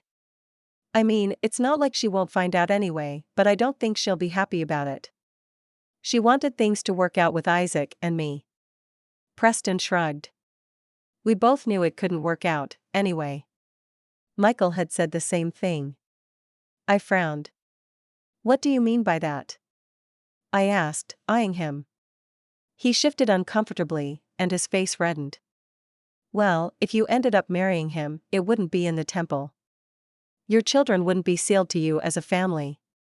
In fact, they might not end up believing in the church. You know that." "What do you mean they wouldn't believe in the church?"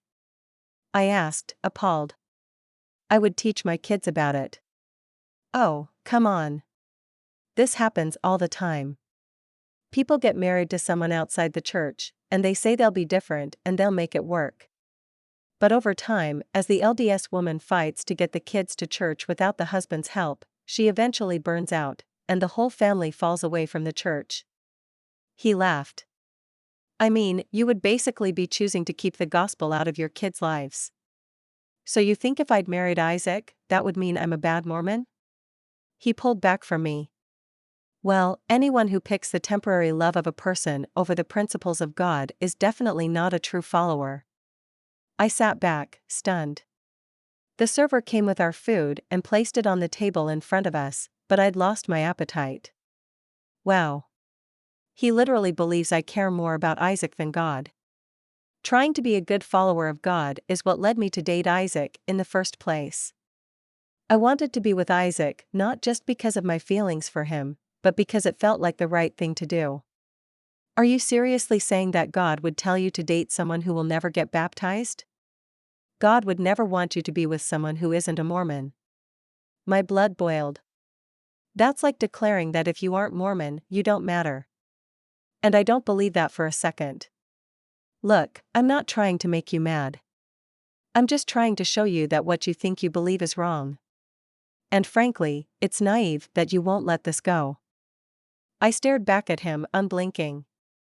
For the first time I truly understood who Preston was inside. And although logically his argument made sense, I knew it was wrong. But I also saw there was no way to open his eyes to that. Isaac had never been like this. He saw my value, despite our differing faiths. If being with you means I have to believe Isaac was of no real worth, then you're not the guy I thought you were. If you believe selling out your kid's eternity for some guy is the right call, then you're not the girl I thought you were. A heavy silence hung over us.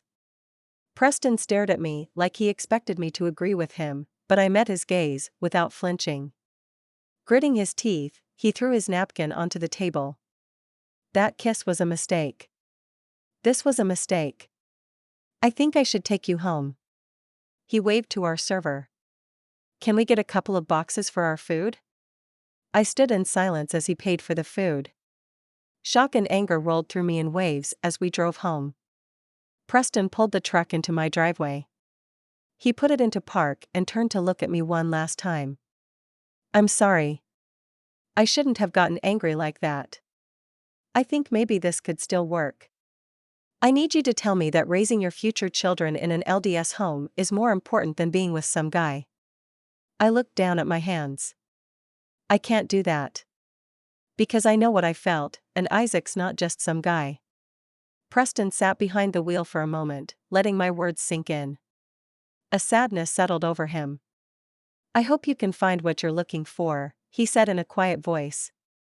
I opened the door and turned to him. Thanks. I grabbed my waffles and stepped onto the gravel, walking uphill to the front door well before my curfew. And doing some hard thinking about Isaac.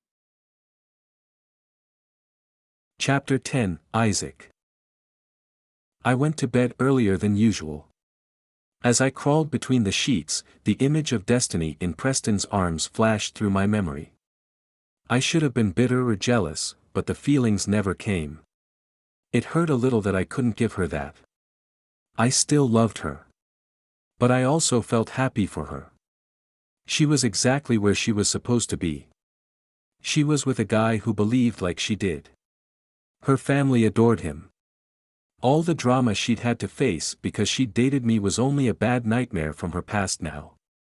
I woke up as the first rays of the sun peeked through my bedroom window. My phone buzzed on the table next to my bed. I grabbed it, wiping the sleep from my eyes, and checked the screen. It was a text from Destiny. Why would she be texting me? She was with Preston now. Can we meet before school on the football field at 8? I scratched at the new growth of stubble on my chin. She probably wanted to tell me in person that she was dating him again. I hoped it meant that she and I could still be friends. I shot her back a text, letting her know I'd be there. I showered and scarfed down a plate of scrambled eggs and toast. I pulled into the Bethel parking lot at 7:55 and headed toward the football field. As I approached, Destiny had her back to me. Hey, I called. She turned around. She looked especially pretty today with her hair curled and with glossy pink lips. She wrung her hands, seeming unusually nervous, and gave me a weak smile. Hey. So. She kept wringing her hands. You want to talk? Yeah. She bit her lip, and I had to avert my eyes. But it was too late. I was already tantalized. I had to pull it together, or I would cross the sidewalk and take her into my arms within the next 5 seconds. I still want you, she said abruptly. Destiny, I started, but she held up a hand, and I stopped. Listen. I know you think I deserve to be with a guy who believes like me, but I think you're that guy. I'm not trying to say you should become a Mormon. I'm saying that I love and accept you exactly the way you are today, and I think we can still work it out. She stepped closer. It hit me last night. She shook her head. I want you no matter what. I stared back at her crystalline eyes. They were full of hope and promises I wouldn't let myself believe. How could we make a relationship work? What about Preston? I thought you were dating him again. Surprise flitted across her face. Who told you that? I saw you with him last night, and I assumed. I tried. It didn't work out with him. We're too different. And that's what helped me realize the truth. I want to be with you not just because I love you, but because it feels right. You and I are the same. Her eyes shone fervently as she spoke. What do you mean by that? I asked. You get me. Regardless of our religions, we believe the same way. You stopped judging me for being a Mormon a long time ago. And I don't judge you for the way you believe. Being with you isn't just an accident. It's something bigger than both of us, and I've been letting my fear of what other people think, people both from my faith and yours, keep me from recognizing the bigger picture. Destiny, I don't know if you get this. I can't be with you the way you want. She stepped closer. Maybe it's time I give up on what I want and focus on what's right. I shook my head. You know this can't work. I don't think this is a question of will it work. I think it's a question of do we want it to work. I'm willing to fight to make it happen. But I need to know if you feel the same. Yeah. I want it to work. I ran my hands through my hair. I really want it to. I guess I'm scared that it won't. That I'll fail. Destiny's eyes turned up to me, so blue. Yeah, I know. I'm scared, too. But when I'm with you, I'm a lot less afraid. When I'm with you, the only thing I'm scared of is losing you, I said. Isaac, I know that's why you told me to be with someone else. Because you were scared that this would end, and badly. But I'm tired of being afraid. I love you. And when it comes down to it, that's what matters the most. And if you love me, stop trying to decide for me what's best. I need to be the one to choose that for myself. But what if it does end badly? It might. But if we don't take a chance, we'll never know. I let out a slow breath and paced for a moment before stopping and looking back up at her. If this is going to work, I'll need time. How about we take it slow? Destiny's face lit up like the lights on a Friday night football game. I can work with that. I stepped closer to her. We were only a few inches apart now. I could smell wildflowers wafting off her hair, and I closed my eyes, filling my head with the scent. She reached up and put a hand behind my neck. I touched my forehead to hers. She tugged me closer, and my lips grazed hers. She knotted her fingers in my hair but then released it and slid her hand down the back of my neck. Her breath felt heavy against my mouth as she inched away. I fought to pull her back in and show her how much I wanted to kiss her, but I let her retreat. Right, she breathed. Taking it slow. Chapter 11, Hudson. I pushed through the crowded atrium toward the ushers. I scanned the doors, craning my neck, searching. I spotted Olivia at the same moment she spotted me. The corners of her mouth turned up, and her eyes danced. I dodged around an elderly couple who'd stopped to chat with friends in front of me and sidestepped past a few more groups until I reached her. She wore a black dress with a pearl necklace and had her hair in one of those ballerina buns. I fished my ticket out of my pocket. She took it from me and ripped off the end, dropping it into a box. The girl next to her handed me a program. "Thanks," I said, but my eyes lingered on Olivia. She gave me a polite, proper smile, but as I passed, I heard her mutter, "Sit in the back row. I'll join you when the house doors close." I'd chosen tonight to watch Les Mis because I knew she volunteered to usher. She slid into the spot next to me as the lights darkened.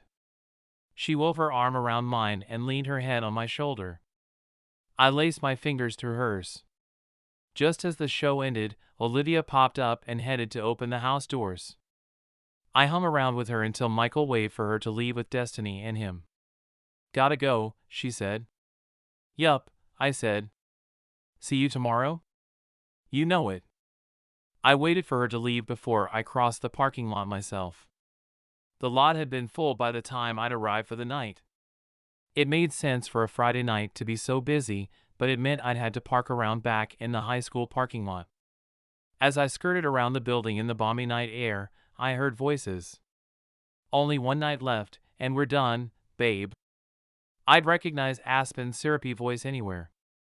I clung to the side of the building and strained to hear the rest of the conversation. "How about we go, celebrate?" It was Will's voice, and the way he said celebrate made it sound like they weren't just going out for ice cream. "What do you have in mind?" she purred. "I'm thinking Revies. I could use a hit." I'd been to the teen club a few times and knew the rumors about drugs being available there, but until now, I hadn't known anyone personally who was involved in that stuff. Her voice perked up. "Dustin texted you?" "Yeah." Aspen sighed. "Finally. I've been dying all week." "Yeah. Me, too." 30 minutes later, I pulled into the parking lot of Revies. I saw Will's black car as I walked to the entrance. When I got there, Aspen and Will were just walking inside. Behind them, a long line snaked around a chained-off section. I joined the back of the line. After waiting in line for 10 minutes, a girl with pink hair took my entrance fee, and a massive guy pointed me through a metal detector. I threw my keys and wallet into a tray, and the girl behind me opened her purse for the guy to search with a flashlight. "You're good," he told her. Following where I suspected Aspen and Will would have gone, I climbed a staircase into a hazy room packed with gyrating teen bodies. Blue lights flashed through the smoke hanging over the masses. The floor pounded with every beat of the music. I scanned the room for Aspen's white blonde hair. I spotted her in a tight red dress with her arms slung around Will's neck. She wound her body in a serpentine motion as the music pounded. I watched them from across the room until I saw them against the back wall, talking with a guy with gauges and blue-tipped hair. A girl with long, red hair in an electric blue dress sauntered up and ran her hand down the side of my face. "Hey there. I haven't seen you here before." I looked toward where Aspen and Will had been, but they had disappeared into the crowd. "Looking for someone?" the redhead asked. "Yeah. Just a couple of friends. I'm sure they'll find you in a minute." She took my hand, leading me to the dance floor. I pulled my hand from her grasp. "Sorry, gotta go." I pushed through the crowd, but I couldn't find Aspen or Will anywhere. I climbed up the stairs and searched a few of the rooms up there and then stepped to the balcony and swept my eyes across the entire room. The haze obscured most of my vision. I bit back a curse under my breath. A few more girls approached me as I searched, and each time I had to shake them off. Some were more persistent than others and followed me around as I searched. I was grateful when other guys caught their attention and drew them away from me. I checked my phone. 30 minutes had passed since I'd last seen Aspen and Will. They must have left. I contemplated going outside to check if Will's car was still in the parking lot, but then I turned around and caught red out of the corner of my eye. I pushed through the crowd to the back wall of the room, near a side exit. Aspen and Will were sitting on the floor, her head slumped over onto his shoulder. Heart racing, I shoved my way through the crowd to them. I crouched in front of them. Will? He opened his eyes into slits, and a strange smile crept over his face. Hey. Aspen? She didn't respond. I found an abandoned syringe lying on the floor next to her. Is this heroin? Don't worry about it, man, Will mumbled. We need to get her out of here, I said. No way. We're just getting started. Dude. She's unconscious. Why was I trying to reason with a guy on drugs? I picked up Aspen and stood up carefully. Will's head lolled to the side, and he didn't even seem aware that I was carrying his girlfriend. I leaned into the crash bar of the exit and stepped out into the night with Aspen's limp body. I walked around the back of the building, past some dumpsters to where I parked. I leaned her against my car, pulled my key fob from my pocket, and unlocked my doors. I put her in the front seat and buckled her in, locking the door behind me. I went back through the front entrance again, showing them the hand they'd previously stamped, and made my way back through the crowd and the music. Will was in the same spot where I'd left him. Where's Aspen? He asked. She's sick. And so are you. I'm getting you out of here. I pulled him to a standing position. He stood but scowled at me. Why are you even here? Look, you can come with me, or I'll call your dad and have him come pick you up. His eyes widened, and he pushed me off of him. Fine. Where are you taking me? You'll see. It's a surprise. I wasn't exactly in the mood to fight with Will about getting Aspen help. Sweet. I love surprises. He followed me out of the club, stumbling across the pavement, and climbed into my back seat. How much heroin did you guys take tonight? I asked as I backed out of my spot. His face sharpened for a moment. Who said we took heroin? I didn't answer. Instead, I kept my focus on the red light in front of me. The last thing I needed was for Will to bolt or try to get behind the wheel. The light turned green, and I took a left toward the hospital. Aspen didn't move during the short drive or when I pulled up to the emergency room doors. I moved her to a wheelchair and pushed her into the room. A nurse came out to help me, so I handed Aspen over to him, went back to my car, and yanked Will out of the back seat. Time to go inside for your surprise. Will fluttered his eyes open before lolling his head back. Walk, man. I'm not carrying you in there. I was too mad to even get the guy a wheelchair. He could still stand, fortunately. Dazed, he stumbled through the automatic doors and dropped into the nearest chair in the waiting room. I explained to the nurse at the front desk that I had to park my car and then I'd be back with more information. When I got back inside the hospital, I filled out the paperwork the best I could for Aspen. They wouldn't let me admit Will since he was conscious enough to refuse treatment. So, I let him sit in the waiting room while they took Aspen back to a room. They hooked her up to an floor and monitored her heart. A doctor came into the room and examined her. It looks like your friend is in a coma. Do you know how to get in contact with her family? I can find out, I said. I picked up the red handbag Aspen had been carrying with her. Inside, I found her phone. I scrolled through her recent calls and dialed her mom. Where have you been? An angry female voice spoke over the line. Hi. Sorry to bother you so late. My name is Hudson Brown. I have some bad news for you. Is Aspen okay? I'm not sure. She's in the hospital right now. What? Her voice shook. What happened? I was at Revy's tonight and found Aspen and Will together. Neither of them was doing well. I struggled to get the next words out. Did Aspen's mom even know she had been doing drugs? How did you tell someone's mom that their kid was lying unconscious in a hospital bed because they had overdosed? I did the only thing I could think to do, just told the bare facts as I knew them. Straightforward and simple. I found her passed out with a syringe lying next to her. I suspected heroin, so I brought her to the emergency room.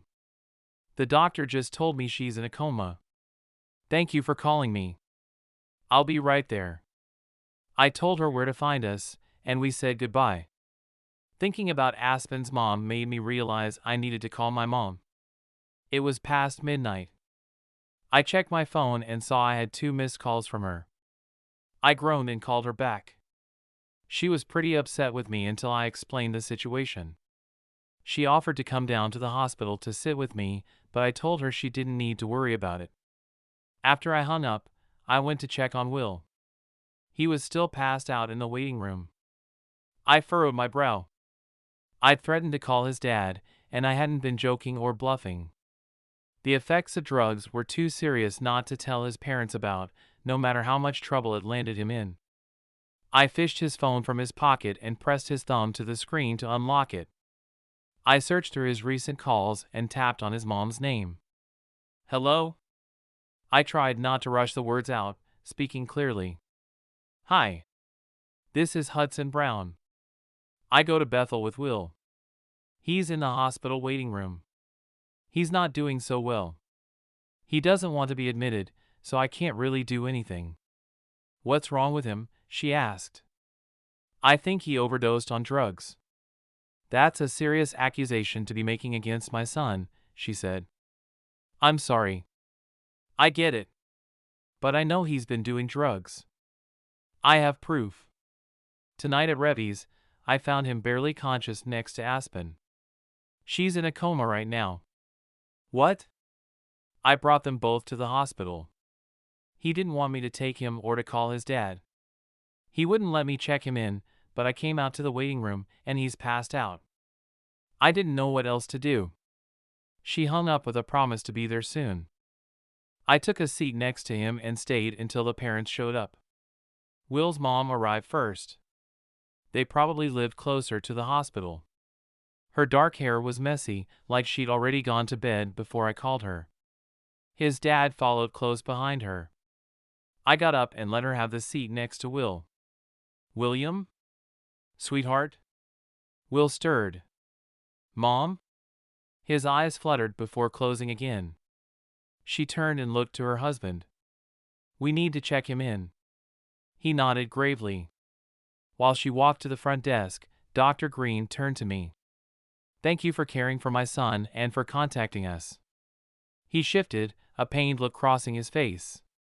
We, would appreciate it if you could keep Will's condition private. I stared back at him. I didn't know if I could promise him that. Sir, don't you think Will's situation would be important to share with the students? Drugs aren't a joke. I understand that you don't want your family's name dragged through the mud, but what about the other kids at Bethel who think they can do drugs with no consequences? It's not your place to say anything about my son. If it weren't for me, your son would be passed out in the middle of a nightclub right now. And we're grateful for your help. Look, I'm not saying I'm going to spread Will's business across the school, but I won't help you cover it up either. He needs help, and if this is a problem other kids have, his example could help them out. I think that should be up to Will. I still disagreed, but arguing wouldn't help. Of course, I said. Aspen's mom walked through the doors at that moment, and her eyes took in Will passed out in a waiting room chair and then flicked to Dr. Green's skull. Bob, she acknowledged. Myra. She turned her eyes to me. Are you Hudson? Yes, ma'am, I said with a quick nod. Thank you for calling me. She looked back to Will. Is he okay? I don't know, I said. We're getting him checked in, Dr. Green said. She nodded. Excuse me. She stepped toward the front desk and brushed past Mrs. Green without even acknowledging her. She spoke to the nurse in a hushed tone. She was taken back to her daughter right away. I couldn't tell if she was just worried about Aspen or if she had been intentionally cold to the Greens. I sat awkwardly for a few moments, trying to decide if I should stick around or head home.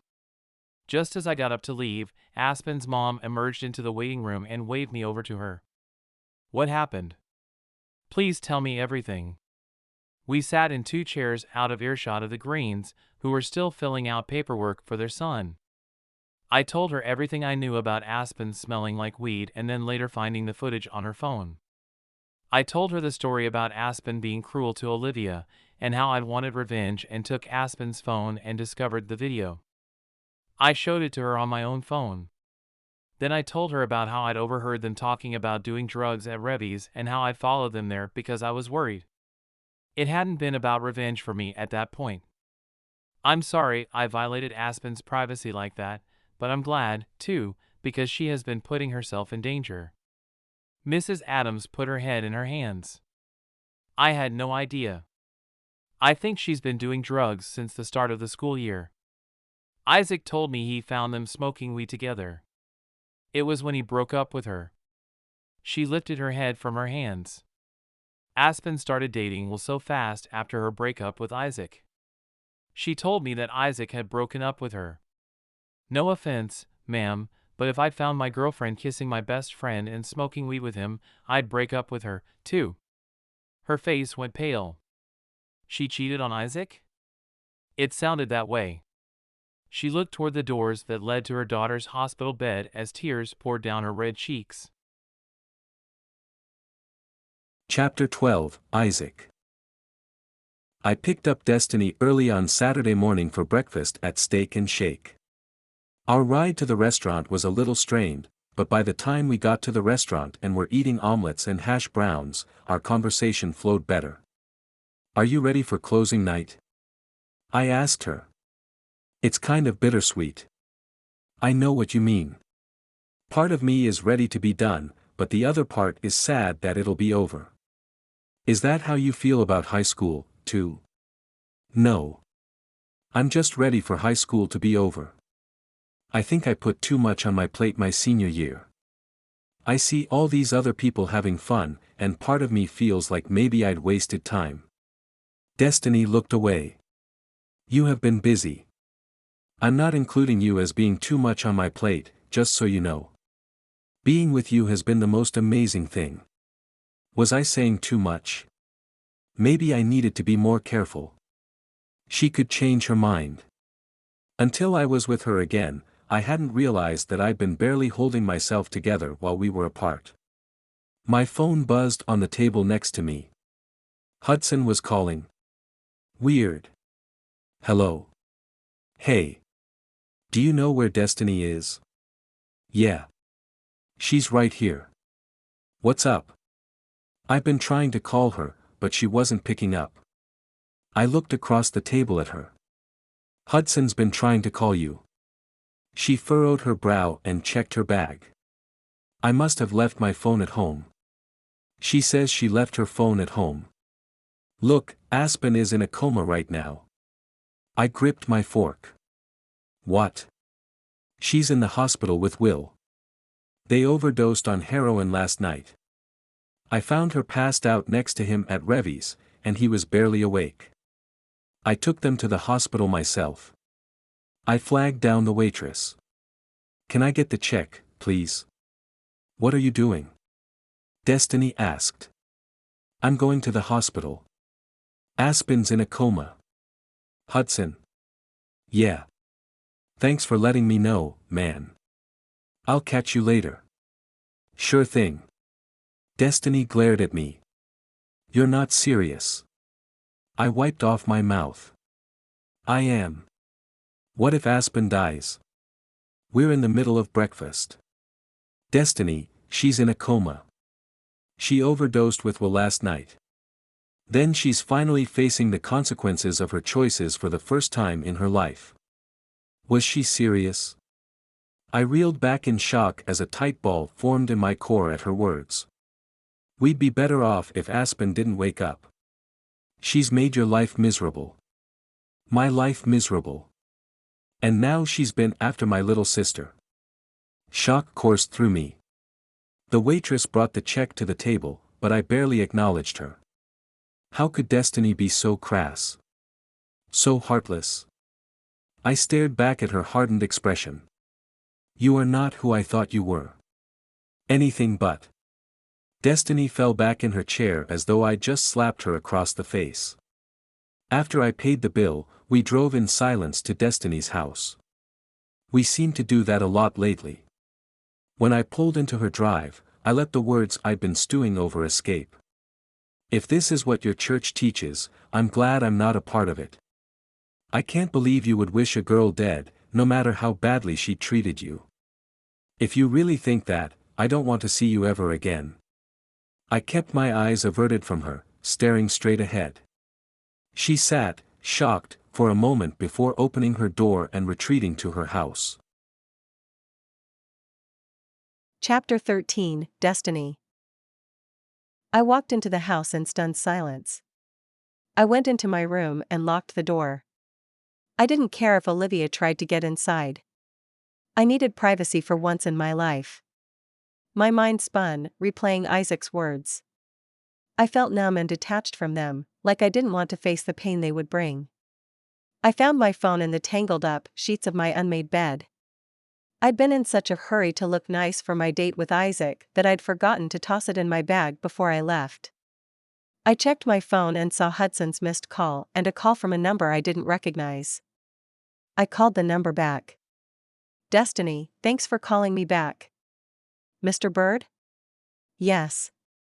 How would you feel about being our Cosette tonight? I should have realized this was coming, but in my shock, I hadn't even thought that far. If Aspen was in a coma, there was no way she'd be available to play the part of Cosette for our final performance. What about Jessie? I would feel more comfortable with you playing the role of Cosette. I know you practiced it with Isaac many times throughout the past year. I'm confident in your ability to perform the role. Jessie will take over as Eponine. He was right. I had learned the part of Cosette as well as I knew my Eponine songs. I can do it. I didn't want to though. The last thing I wanted to do tonight was sing love songs with Isaac.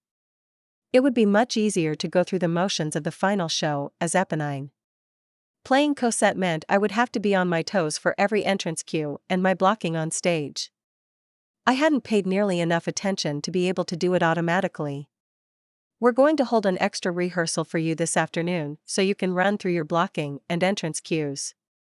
And if you need to run through the songs, we can do that. We'll have to make sure you fit in the costumes as well, so if you could come in around 3 for a costume fitting, we can get started with the rehearsal at 3:30. I agreed to the times and then hung up. I climbed into my bed and buried my face in my pillow. Isaac's words poured over me like a recurring nightmare. I tried to shove them away and focus on mental preparation for taking over the role of Cosette. But something about thinking through the role suddenly made me see Aspen in a new light. What had it been like for her all this time to sing love songs with Isaac, knowing they weren't together anymore and that he didn't want her? Knowing he was disappointed in her? It must have been hard for her. I'd read before that many people used drugs to escape their pain. Was Aspen still in pain over Isaac? She'd seemed so happy with Will lately. Was it only because he'd become her drug buddy? I felt so ashamed. How could I have been so judgmental? Yes, Aspen had been awful, but did that give me an excuse to wish her harm? What kind of person had my anger and jealousy turned me into?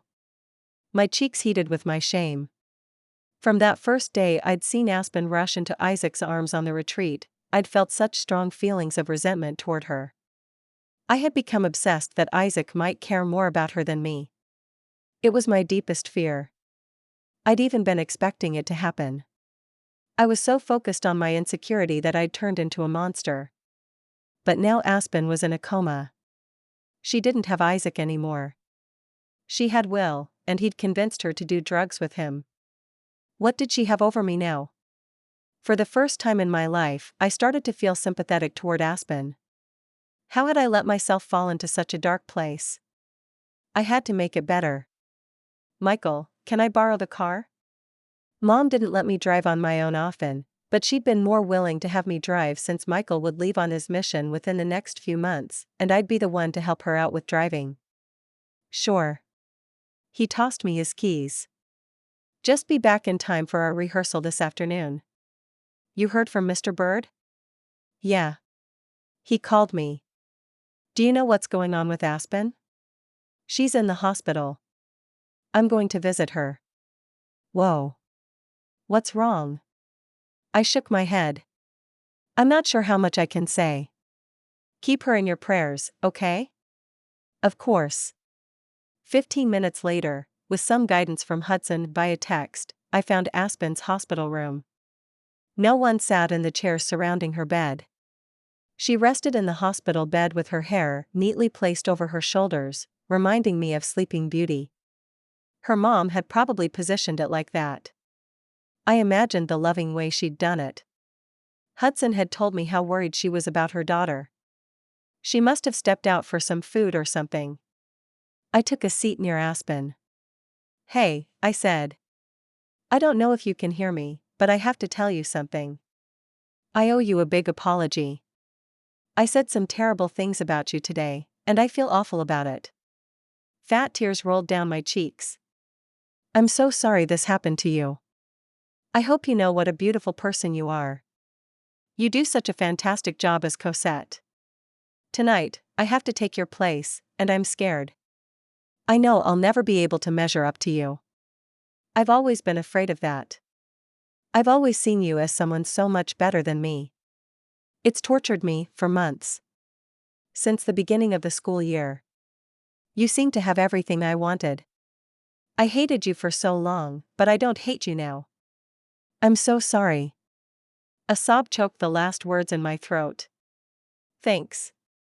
The word croaked out like dry sticks cracking. "Aspen? Are you awake?" I took her hand. She fluttered her eyes open and looked at me. A movement at the doorway caught my eye. "Isaac." He turned and walked away. I heard him tell a nurse Aspen was awake. And then he was calling her mom and telling her to hurry over because her daughter was finally awake. I stepped back as the room filled with hospital personnel and bumped into something hard. I turned around to look straight at a broad chest and then up into Isaac's face. Chapter 14, Isaac. Destiny stepped back to where I stood plastered against the wall, ending my call with Mrs. Adams. Nurses rushed past me to check Aspen's vitals and talk with her. "I heard what you said to Aspen." She looked up at me, eyes wide. "I'm proud of you, Destiny. That must have taken a lot of courage." At the look in her eyes, my heart pounded in my chest like I'd just run 5 miles. I laced my fingers through hers, enjoying the feel of her skin against mine, and led her from the crowded room. "I'm sorry for what I said earlier. I shouldn't have lost my temper like that." "I'm sorry, too," she said. "I feel awful about what I said. I knew I'd crossed a line as soon as I said it." Tears glistened in her eyes, and a single tear escaped to run down her cheek. Later that night, before the show, instead of Mr. Bird taking the mic and welcoming the audience to the show like he had every night previously, Destiny walked across the stage in Cosette's opening costume. She stood center stage and spoke into the mic taped to the side of her face. "Welcome to our final showing of Les Miserables. It's been an emotional journey for all of us. It's been a life-changing experience for me. My name is Destiny Clark. You will see my name on the program next to Eponine's, but tonight I will play the role of Cosette because the girl who was planned to play her, an amazing daughter of God, is in the hospital and needs everyone's prayers. I hope that as you watch the show tonight, you'll see that we should show love to all around us whether or not we agree with them. And that we should always do our best to do what's right even when no one is looking. I hope you enjoy the show." She crossed the stage and disappeared into the darkness. My heart pounded as her words reverberated through my ears. This, her courage, was one of the reasons I loved her. For the first time since we began rehearsals as a choir, I could sing my lines to Cosette and feel them. My heart grew within my chest as I looked into Destiny's crystal blue eyes. Her hair was different. It was twisted back from her face and fell over her shoulders in soft waves rather than the greasy, messy strands she'd worn all week as Eponine. I spun her around on stage during our wedding scene and drew her close tenderly. How could I have ever let her go? Watching her overcome her feelings toward Aspen had been incredible. While I didn't want Aspen to be sick or in a coma, I still hadn't forgiven her for all the hurt she'd caused me. Seeing Destiny's honest, open forgiveness toward Aspen was eye-opening and encouraging. I needed to let go of the hurt Aspen had caused me. I'd let it eat me up inside. I'd built so many walls to protect myself from her, especially as we'd been performing together. I didn't know how to let go, but watching Destiny gave me hope that I could find the same peace for myself. After our curtain call, I followed the cast off the stage. When we reached the backstage area, I swept Destiny into my arms in the delicate lacy gown Aspen had worn all week. It was strange to see her in it, but it felt right somehow. You were amazing tonight. I brushed my nose against hers and kissed her gently, probing to see if it was okay. She kissed me back, wrapping her arms around my back, and my heart felt like it would burst with joy. I pulled back and looked into her eyes. I've made my decision. Her eyes widened. You want to be my boyfriend? I nodded. I'm not saying it'll be easy. We'll have to figure it out together. She tilted her chin toward me, and I pulled her back to sneak another kiss. I have a question, I said when we broke apart for air. Yeah. Do you want to go to the spring formal with me? Are you serious? She squeaked, covering her mouth with her hands. You realize that's like the most popular guy in school asking a nobody to go to prom, right? Well, not exactly, I said. We don't dance here at Bethel. She smacked me playfully. I thought you would be all humble and say something about not being the most popular guy at school. Or at least tell me I'm not a nobody. You're definitely not a nobody. And I wouldn't say I'm the most popular. Remember, Michael was crowned homecoming king. So, technically he's more popular. You're a dork. You know what? I said. I'm going to take that as a compliment. She grinned. You should. You never answered my question. What question? I cleared my throat. The spring formal one. Would you like to go with me or are you going to leave me hanging? You really are a dork. Of course, I'll go with you. I dipped Destiny back in that ridiculously lacy dress and kissed her like we were on the set of an old movie. Cheers erupted around us, and we looked around to discover half the cast watching us, Hannah front and center. You know the show is over, right? You don't have to pretend to like each other anymore, Hannah said. A side of my mouth bent up. You know that wasn't pretending. She clapped her hands giddily. I was hoping you'd say that. Destiny, how many times have I told you it would work it out with Isaac? You'd better not let him go this time. Destiny wrapped her arm around me and squeezed. He's not going anywhere. Chapter 15, Destiny. Destiny? Mrs. Lewis, the school office lady, called from her window. I walked to her. Yes? She passed an envelope through to me. Can you make sure this letter gets to your parents? I froze, staring at the return address printed on the envelope. It began with Office of the Headmaster. I took the envelope with a shaky hand. I'll make sure it gets to them. Hudson walked toward me in the hall. What's that? He glanced at the writing on the envelope, and his expression rearranged into one I couldn't read. He followed me to my locker like a puppy eager for a treat. Are you going to open it? It's for my parents. So? You're going to wait until after school to give it to them? I can't just open it without their permission. I was so nervous that the hand clutching it was sweating. Open what? Hannah asked, catching up to us in the hall. Destiny just got a mysterious letter from the front office, addressed to her parents. Ooh. Are you going to open it? You're just as bad as he is, I said, jutting a thumb at Hudson. Why don't you call your mom and ask her if you can open it? Hannah suggested. That's not a bad idea.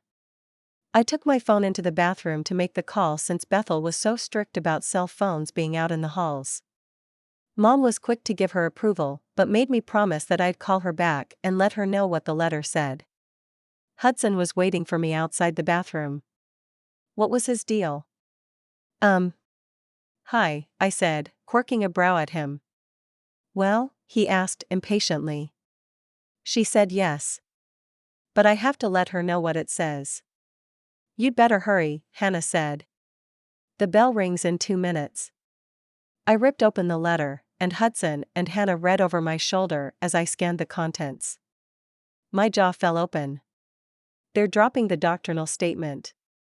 Just like that? I furrowed my brow. Dude. That's awesome. Hudson looked like he was about to bust out into a victory dance. I was perplexed about why he cared so much, and then I remembered. Olivia. It meant that he'd get to go to school with her next year. The three of us headed for class, but once I'd settled into my seat and tried to listen, I couldn't focus on the end of the year review for our big final in history. I scribbled dates and names of treaties across my notebook, but my mind kept swirling as I thought about how I'd get to sing in Primus next year. I thought I'd never perform with Primus again.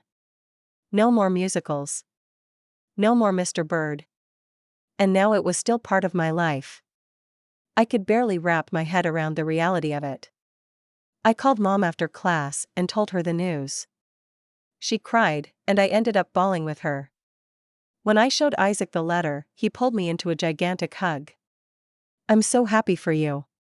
I never thought they'd listen. Then he took me out to Smoky Bones for lunch. Hannah caught up with me after Primus. Destiny, wait up. I turned around to see her bent over, catching her breath. You will never believe this. What is it? Isaac's been going in front of the school board since Valentine's Day, fighting to get them to drop the doctrinal statement. What? Why would he hide that from me? Was that what he meant by saying he never thought they'd listen?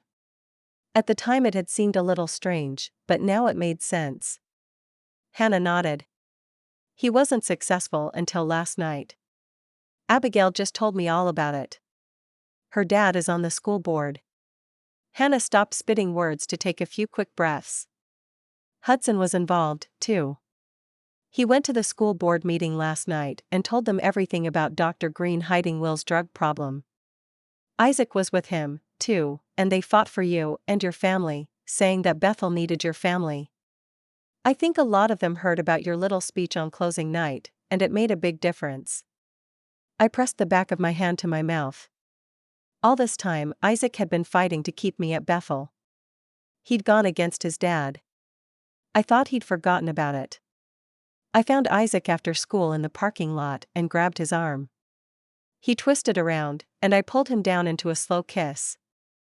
I poured every ounce of gratitude I felt into that kiss. Tears slipped from my eyes, pooling between our faces. He pulled back and wiped a thumb across my cheekbone. Why are you crying? Thank you, I whispered. Hannah told me what you did. Going to the school board. You stood up against your own dad for me. And my family. Fresh tears poured down my cheeks. When they find out what you've done for them. He tucked a strand of hair behind my ear. I did it because I love you. His voice was so tender. I pressed my forehead to his. I love you, too. We'd been through so much together. Knowing how hard he'd fought for me increased my love for him tenfold. Chapter 16, Preston. Are you okay? I looked up to see Megan studying my face, worry creasing her brow. She took the chair next to me in the church foyer. I'm guessing it didn't work out with you and Destiny. I exhaled in frustration. Nope. That didn't last long. What happened? She wasn't right for me. How can you say that? You and Destiny seem perfect for each other. I don't think you know her that well anymore. Megan had been so wrapped up in Michael that she'd failed to see how much Destiny had changed over the past semester. She's not the same person at all. So you dumped her? Basically. Megan sat back in her chair. Wow. Yep. Megan cocked her head to the side as she studied me again. You know what? I'm proud of you. That must have been hard, but you stuck to what you felt was right. Not everyone can have it as easy as Michael and you. Easy? He's about to leave on his mission this summer. You really care about him, don't you? Yeah. I do. She looked down at her chipped nail polish. I mean, I don't know what will happen when he gets back, but right now I don't even want to think about him leaving. I know it's not the same, but I know what you mean. He's my best friend. I'm super proud of him, but I'll miss him like crazy. The next day I came home from mowing lawns, and a huge vase of flowers was on the kitchen table while a congratulations banner hung across the kitchen window. Mom was sitting at the table with a scarf wrapped around her head, eating a slice of chocolate mousse cake, and Megan was drying and putting away the dishes she'd used to make the cake. Are we celebrating something? I asked. Mom's in remission, the twins chanted, running up behind me. What? I sputtered. Mom stood up when she saw me, her face glowing, and I knew it was true. I crossed the room and gently hugged her frail body. If I knew it wouldn't be hard on you, I'd be hugging you 10 times harder than this right now. She laughed. Dad's taking her to dinner tonight to celebrate, Megan said. Are you sure all the cancer's gone? I asked, pulling up a chair at the table next to her. We got the results back 2 hours ago. And no one called me. I called and texted, Megan said. You have to check your phone for that to work. I pulled my phone out of my pocket and saw the missed calls and texts. So it's completely gone. There's always a chance it can come back, but they can't find a trace of cancer in my body right now. So no more chemo, Megan said. And Mom can grow her hair back, Brinley said, joining us in the kitchen. Tears ran down Mom's withered cheeks. She looked like she'd aged 30 years. But she would get the color back in her cheeks, and we would get our mom back. It was going to take a while for that to sink in. We'd all been preparing for life without her. This was so much more than we'd hoped for, even in our best dreams. We spent the rest of the night calling friends and family, telling them the happy news. We called our extended family back in Utah for a video chat right when Mom and Dad were walking out the door for their date. Mom looked more radiant than I'd seen her in months. She'd put on a nice wig and got dressed up for Dad. She waved to her parents and sisters on the computer, and we chatted with them long after they left for their date. Megan called Michael, who came over with Destiny and Olivia, and he sat on the couch downstairs with Megan and held her while she cried. It was like all the months of fear she'd been holding inside came pouring out in that moment. Olivia disappeared into Brinley's room, and their sobs rang through the door. Destiny sat on the stairs, looking out of place. I leaned against the arm of the couch where Michael stroked Megan's hair and comforted her. Can we talk upstairs for a minute? Destiny asked. I looked up in surprise. Sure. I followed her up the stairs and past the twins and Anna watching cartoons in the family room. We sat at the empty kitchen table, and she studied me. I ducked my head, uncomfortable under her scrutiny. I'm glad to hear about your mom, she whispered. I smiled faintly, looking up at her. Me, too. I stared down at my hands and chewed my bottom lip. I heard you and Isaac are dating again. We are. You don't waste any time, do you? My eyes flicked up to her face, and I didn't miss her hurt expression. I silently scolded myself for being such a jerk. She had come over here to celebrate my mom's recovery, and I was messing everything up. The words came out anyway. Look, I'm not trying to hurt you. But it feels a little insulting. I won't lie, Destiny. I felt used. You have every right to feel that way. I did use you. And I'm sorry. I know what I did was super messed up. I was hurting so much that I didn't stop to think. My shoulders slumped. Being in emotional pain was something I understood all too well. And what did it matter, anyway? I could have had her if I'd wanted her. I was the one who pushed her away. Because, honestly, she wasn't right for me. Feeling used stank, but she probably didn't like getting dumped much better. And for what it was worth, I wouldn't have gotten that really hot makeout session if it wasn't for her using me. Destiny took a deep breath. The stuff that happened between us was fast and crazy. But we're a big part of each other's lives, and I don't want to lose you as a friend. You've been there for me when I needed you, and I will never forget that. You still want to be friends with me? If you're okay with that. I could resent her for the rest of my life, or I could let go of the fact that she'd moved on so fast. I considered for a moment and then shrugged. I'm okay with being friends. As I said the words, a heavy weight lifted from my chest, and I could breathe a little better. Good. Destiny sighed with relief. I was hoping we wouldn't have to do that whole awkward avoiding each other thing. I studied the tile on the kitchen floor. I didn't know what to say. Hannah's always had a crush on you, you know. I hope Hannah doesn't mind me telling you that. She has? I asked. Yeah. Wasn't it obvious? I just thought she flirted with every guy. Nope. She told me she tried to get Megan to set her up with you when she went to Acorn Creek. I looked up in surprise. She did? I guess Megan never told you. She probably figured there was no point since you wouldn't consider dating someone outside the church. Megan knows me well. While I couldn't date Hannah, it still felt nice to know she'd liked me that way. The front door opened, and Mom and Dad came inside. Guys, Anna called down the stairs in her young treble. Mommy and Daddy are home. Footsteps thundered up the staircase to surround Mom with love and well-wishing. She'd been like a second mom to the Clarks for years. I'd been so lost in my pain that I hadn't noticed until now how worried they'd been about her. After hugging my mom, Destiny's phone buzzed in her pocket. She pulled it out, and her brows pulled together. No way, she murmured. Everything okay? I asked. She shook her head and motioned for me to follow her downstairs. I followed her into the laundry room.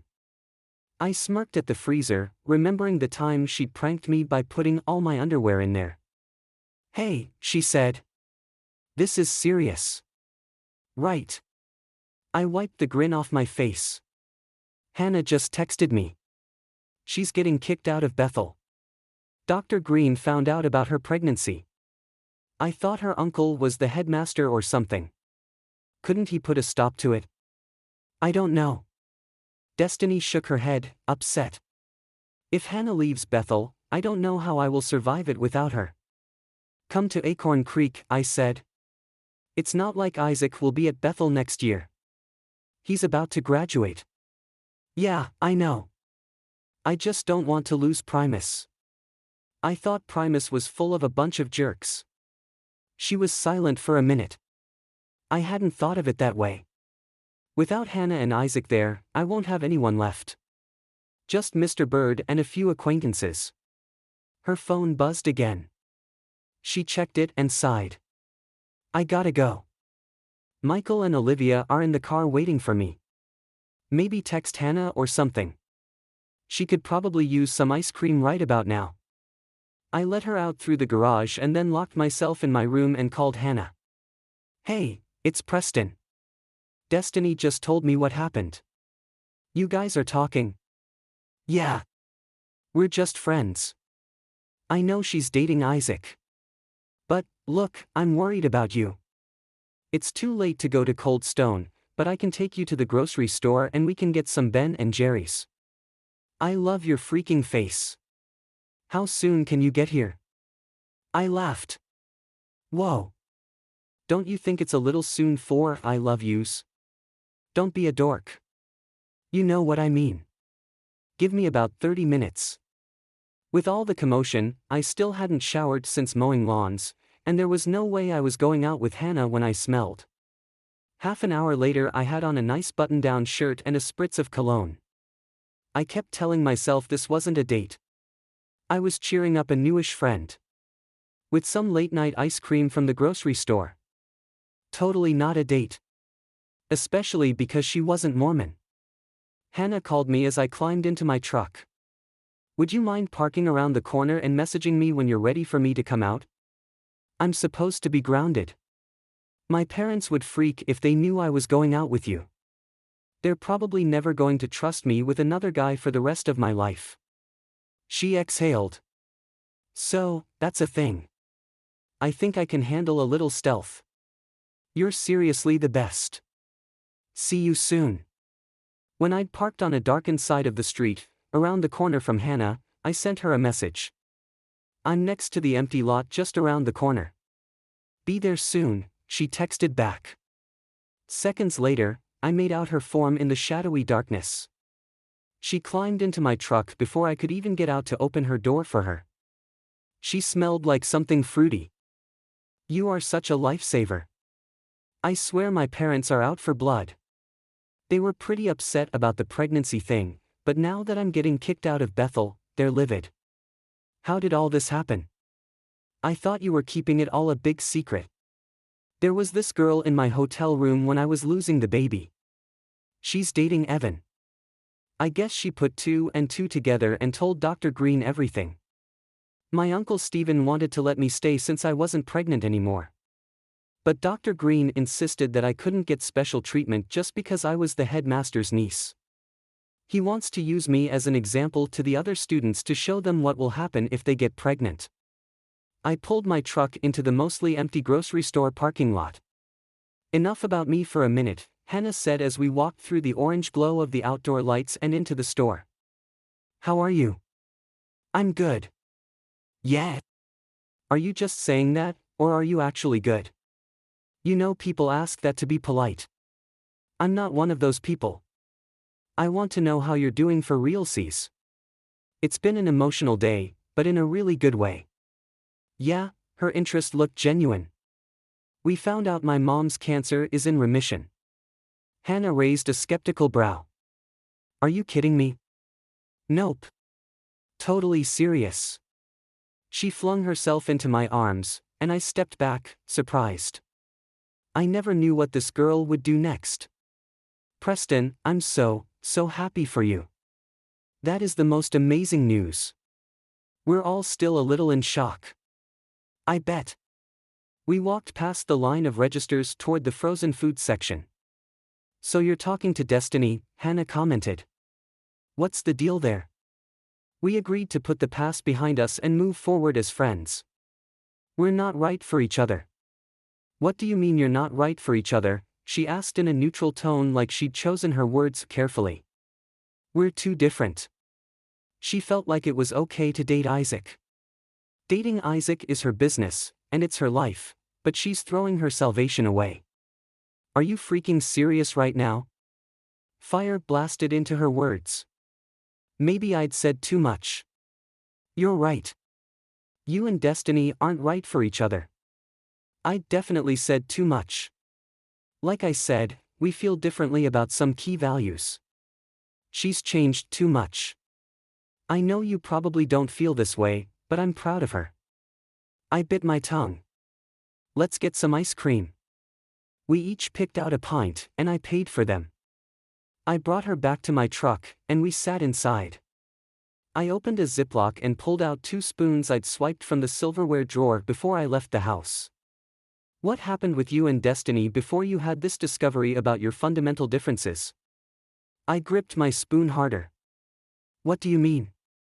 Destiny came to school one day all glowy, and I knew something went down between you two. A gentleman does not kiss and tell, I said before shoving a spoonful of ice cream into my mouth. Chapter 17, Destiny.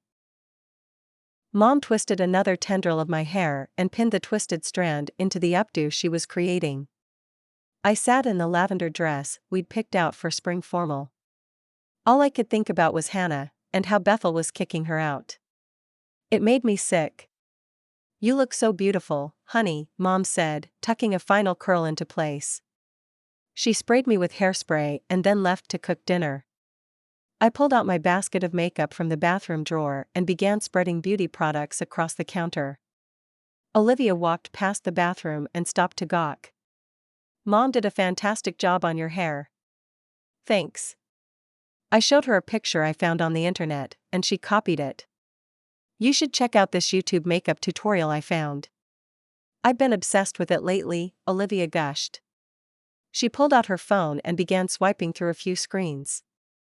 She showed me a few videos, and an hour later, I had the most amazing smoky eye I'd ever seen on myself. The doorbell rang just as I touched up my lipstick, and a shiver ran down my spine. "Isaac." Carefully, so I didn't crush my dress, I walked out to the family room, where Isaac stood in his tux holding a plastic container. My heart did a little flip-flop in my chest. He looked like he'd just stepped off the pages of a celebrity photo shoot. He laughed at something Mom had just said, and his perfectly white teeth gleamed. Sometimes it still boggled my mind that this was my boyfriend. He stopped laughing when I walked into the room, my taffeta skirt swishing, and his eyes took me in. "Wow. You look beautiful." He pulled out the delicate corsage and slid it onto my wrist. I looked up at him and smiled. "Thank you." "Are you nervous?" he whispered. I nodded. I couldn't help it. Spring formal was huge, and I was going with my dream guy. The door opened, and Michael entered with Megan. Mom made a big deal about taking our pictures while the younger kids watched. Dad came home from a meeting just as we were about to walk out the door, and Mom waved him over. "Ben, look at our kids. All grown up." He smiled at Isaac, who had his arm wrapped around my waist, and this time there wasn't a trace of tightness. The fact that Isaac had fought so hard for us in the matter of the doctrinal statement had made a huge difference to them. "I hope you guys have a great night." "Sorry, I'm here so late." Dad walked toward me and hugged me. "I'm proud of what a wonderful girl you're turning out to be." My heart leaped, and tears threatened to spring to my eyes. It had been such a long time since I'd felt like my parents were proud or even happy with me. "Thanks, Dad." The four of us piled into Michael's green Honda Civic. Isaac and I sat in the back together with our fingers entwined. It was strange to have the four of us together, and I thought back to the beginning of the year when Isaac and Michael had hardly spoken in years. So much had changed. Now they were talking about baseball like there had never been a rift between them. When we got to the school, both guys walked around the car to open the doors for us girls. It was fun having Megan along. 3 buses were lined up in front of the high school building. My phone buzzed. It was a text from Hannah. "We're on the last bus. Come sit with us." I pulled up my long skirts and climbed onto the last bus, with Isaac behind me. Hannah waved at us, and we found seats near her. She and Hudson were going together as friends. "You look fabulous," I told Hannah. Her face glowed brighter than usual, and the coral tone of her dress brought out the pink in her cheeks. "Your mom outdid herself on your hair," Hannah gushed. She grabbed my wrist, examining the white lily. "Isaac?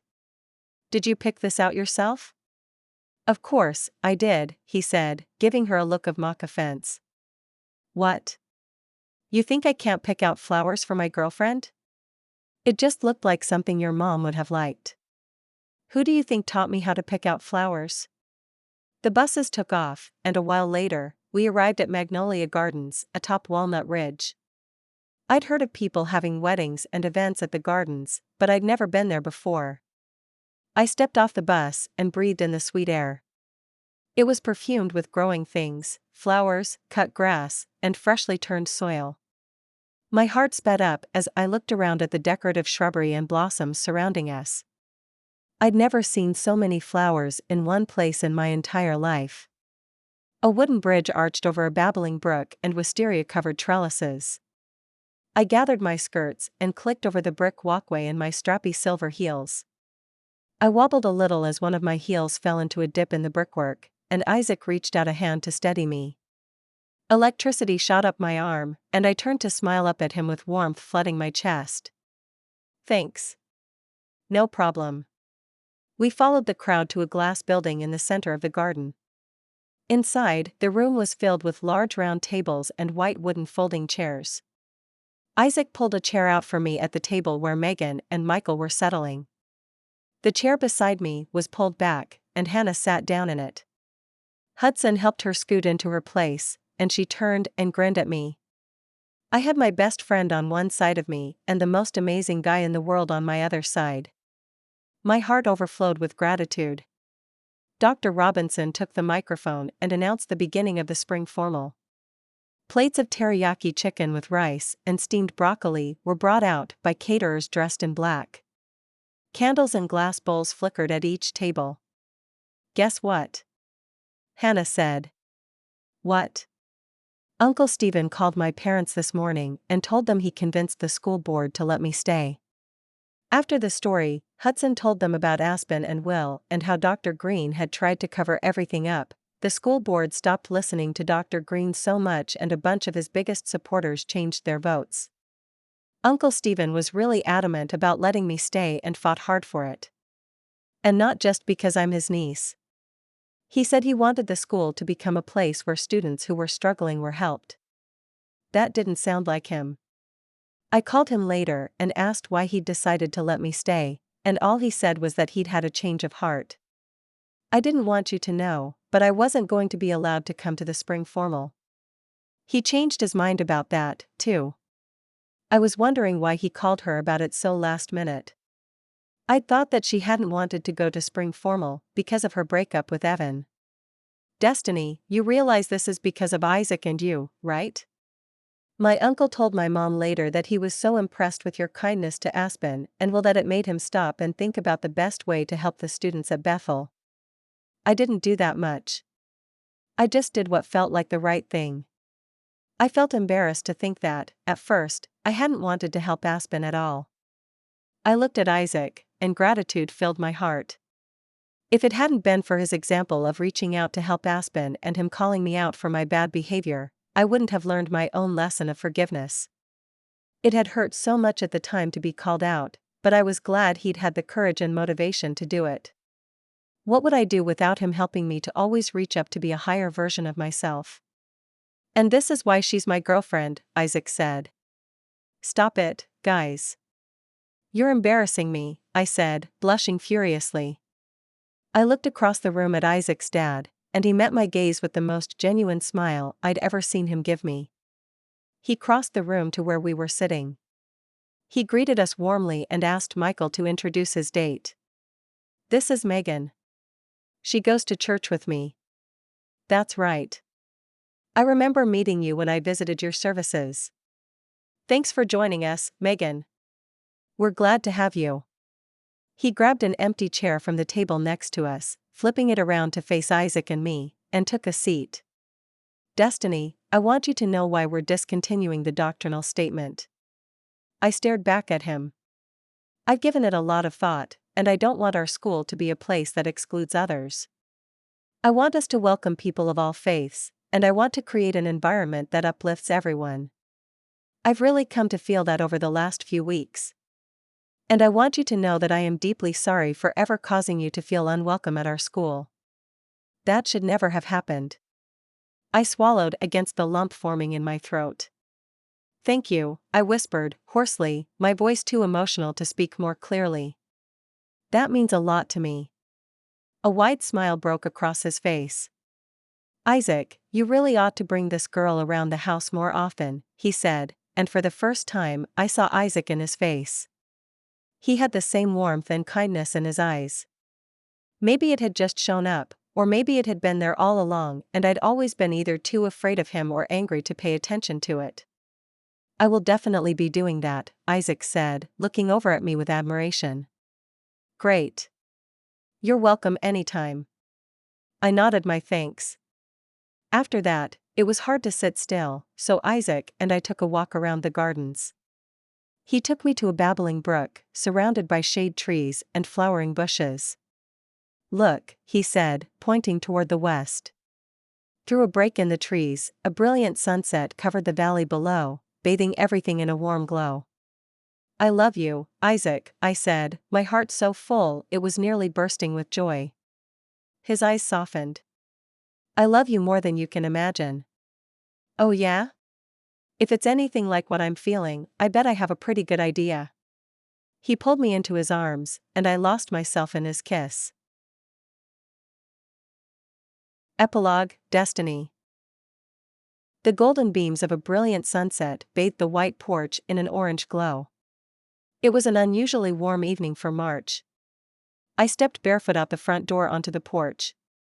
The wind picked up, lifting my heavy hair off my neck and rustling the hem of my white sundress. I welcomed the breeze gladly. I'd been sweating all day because I'd refused to turn on the air conditioner so early in the year. Sam and Benjamin, 5 and 3, ran past me, their wavy, dark hair bobbing as they darted into the front yard. I settled into one of the rocking chairs that lined the porch and rested my hands on my swollen belly. This sweet little girl had just passed her due date yesterday. I wiggled my toes, admiring the recent pedicure Isaac had insisted I get. He knew how much little things like pink toenails helped me when I was this far along. A light smile fell across my lips. As tired as I was from chasing the boys all morning, I couldn't help but feel deep satisfaction. I'd just finished putting the final touches on Natalie's nursery. Her changing table was lined with folded, pink receiving blankets, and every diaper was stacked, waiting for her arrival. Mom had come over with Olivia, surprising me with a new swing for the baby. The one I'd gotten for the boys was pretty worn out, and they knew I'd had my eye on this one for a while. I think Mom was just as excited for this baby as I was. Finally, a girl. Michael and Megan had 2 boys and lived just a mile away. After his mission, he'd gone to Brigham Young University in Utah, where Megan had been starting her freshman year. They dated off and on for 2 years before he popped the question. After they both graduated, it thrilled us to hear he had landed a great job back in Tennessee. And then we found out Megan was pregnant with their first little guy. I smiled again as I remembered Olivia's arms wrapping around me earlier today. I hadn't seen her in ages. She'd just come home from college for her spring break. She was still single and was pursuing a master's in education. We were hoping Natalie would make her grand appearance before Olivia had to go back to school. I let out a heavy sigh. I knew I needed to get up and start dinner, but I was enjoying the sunset way too much. It bathed the entire valley in its glow. I never tired of our view. After Isaac had signed his first contract, we had enough money to build our dream house. It was exactly as I'd pictured it the first night he'd taken me up here to stargaze, white with a wraparound porch, lined with white rocking chairs. Dormer windows lined with window seats faced the grand view that our land afforded. The boys loved to sit at their window with their favorite books. Natalie's room had the other window, and I pictured her curled up on the cushioned seat, watching the trees surrounding our house sway in the wind. The boys loved our woods. In the winter, they put on their galoshes and stomped through the creek.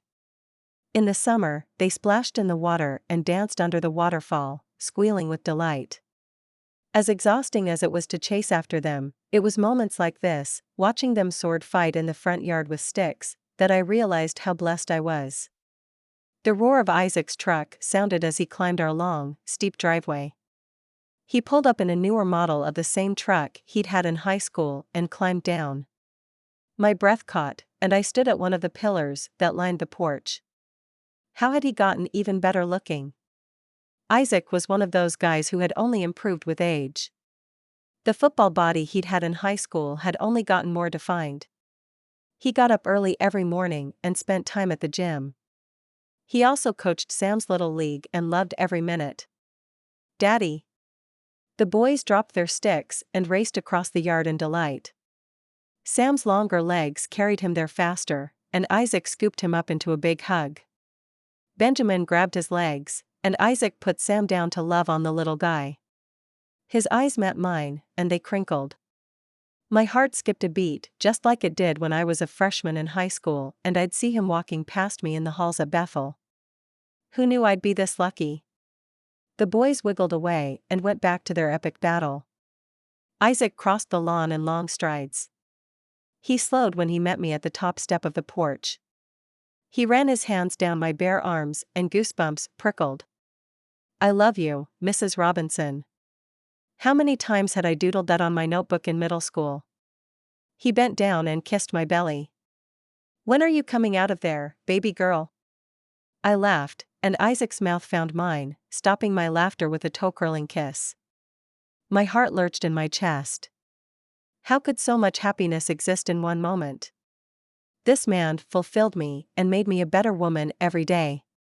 I have news, he said, pulling back. Did you get the contract? Isaac had 4 albums out so far, and he'd spent the day in Nashville, meeting with the biggest execs yet. He'd been nervous about it all week. We worried that our little miss would make her appearance while he was away, but she'd stayed put for the day. I sure did, he said, his beautiful white teeth gleaming in a gigantic smile. We're going out to celebrate. I squealed. Are you serious?